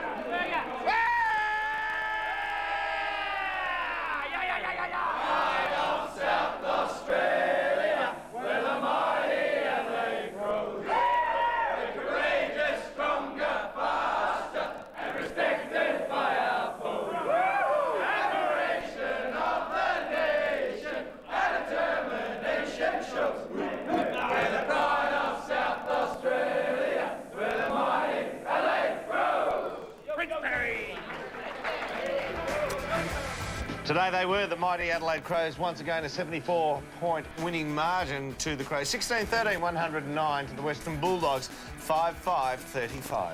Goal kickers, they had plenty as well. The Western Bulldogs only had 5 individual goal scorers, but the Adelaide Crows, Scott Walsh with 3, he kicked the first 2 goals of the game. Brett Burton chimed in with 3, McGregor, Henschel, and then the list goes on. And they shared it around magnificently. And as bad as and as lopsided as the game was, they were very entertaining to watch, Adelaide. It was a thoroughly enjoyable game. It was enjoyable to watch, and I'm sure one bloke who got a good view of it from his end of the ground was Ben Hart. He's with an ex-teammate, Jason McCartney. Now, Benny, how's the body holding up? You had concerns going into the season. You come off there for a spell later in the game. Yeah, I think they're just being nice to me in the end there. No, the body's been really good. Had a little hiccup probably around 2 or something like that. But no, holding up really well, so I've had no problems lately. And your defence has been outstanding. We often think of defence as the back six, but it's really across the board. Yeah, it's been pretty good. I think, you know, we've got a few guys down there who've played a fair bit of footy together, and you throw in guys like Nathan Van Berlo and Michael Doherty as well, and even Andy McLeod coming back there for a while. So we're gelling pretty well together, but look, it is all over the field. The pressure that gets put on from the midfield and forwards really helps us out, but, you know, it's going okay at the moment. What was Craigie's message at three-quarter time, considering you have faded the last couple of weeks? It was more just to use the corridor and keep our style going and keep attacking. I think we've let ourselves down the last couple of weeks. We just went back into our shell and, you know, played a little bit safe. So, and I think we've only scored 1 goal in those last quarters. So, yeah, it's good to kick a few today, and it showed if you keep attacking, you can certainly do it. Thanks, mate. Well done. Cheers, mate. Thanks. Thank you, Jason. Benny Hart there. Well, I suppose when he was about 18, they probably thought could turn into a key position player when he puts on a bit of weight. He's played 300 games. Still hasn't put it on. No, fantastic play. Did have that problem with the hamstring calcifications last year, but he's bounced back this year. He's the Adelaide Crows games record holder. He's on his way to 300, and well, the Pro Heart, as they call him here in South Australia. One of the champions, and we're just waiting on. Let's go down to the Adelaide Crows rooms again, and the coach, Neil Craig, is with Jason McCartney. Neil, what impressed you the most about today's performance? I thought our pressure, Jason, on their ball carrier was outstanding. They always seem to be running into guys. You know, to hold the Western Bulldogs to, I think, 5 goals for the day is testimony to our defensive action all over the ground. So I think that was the most pleasing thing. A couple of players that don't get much of a rap back in Victoria, you two ruckmen in Hudson and Biglands, they've been important all year. Yeah, they have. I mean, Ben Hudson is, you know, he's come along really, really well, and Rhett's been outstanding. Just, you know, hasn't. Ben's done most of it, but Rhett's ability to come on and be a support role at this stage, you know, and we'll look at maybe changing that as the season goes on. But Rhett's ability to stay sound, to be available, is a credit to him. Neil, Dermot Burton here. Congratulations on a job well finished today. Thanks, Dermot. Yeah. You just have a look at the way the Doggies play, and somewhere around the true half-back line, they always carry the ball, and it's like their game pattern is they make a decision, a conscious decision, so they hang on to the ball that second longer. And I reckon you probably laid about 60–70% of your tackles on that type of player on the half-back line. Yeah, it was a big focus area for us, Dermot, to be able to get at their ball carrier, and a lot of their, I think, the number one in the competition in generating goals from their half-back line. So, you know, it's a really attacking style of play. I mean, it's attractive to watch, and I personally I quite like it.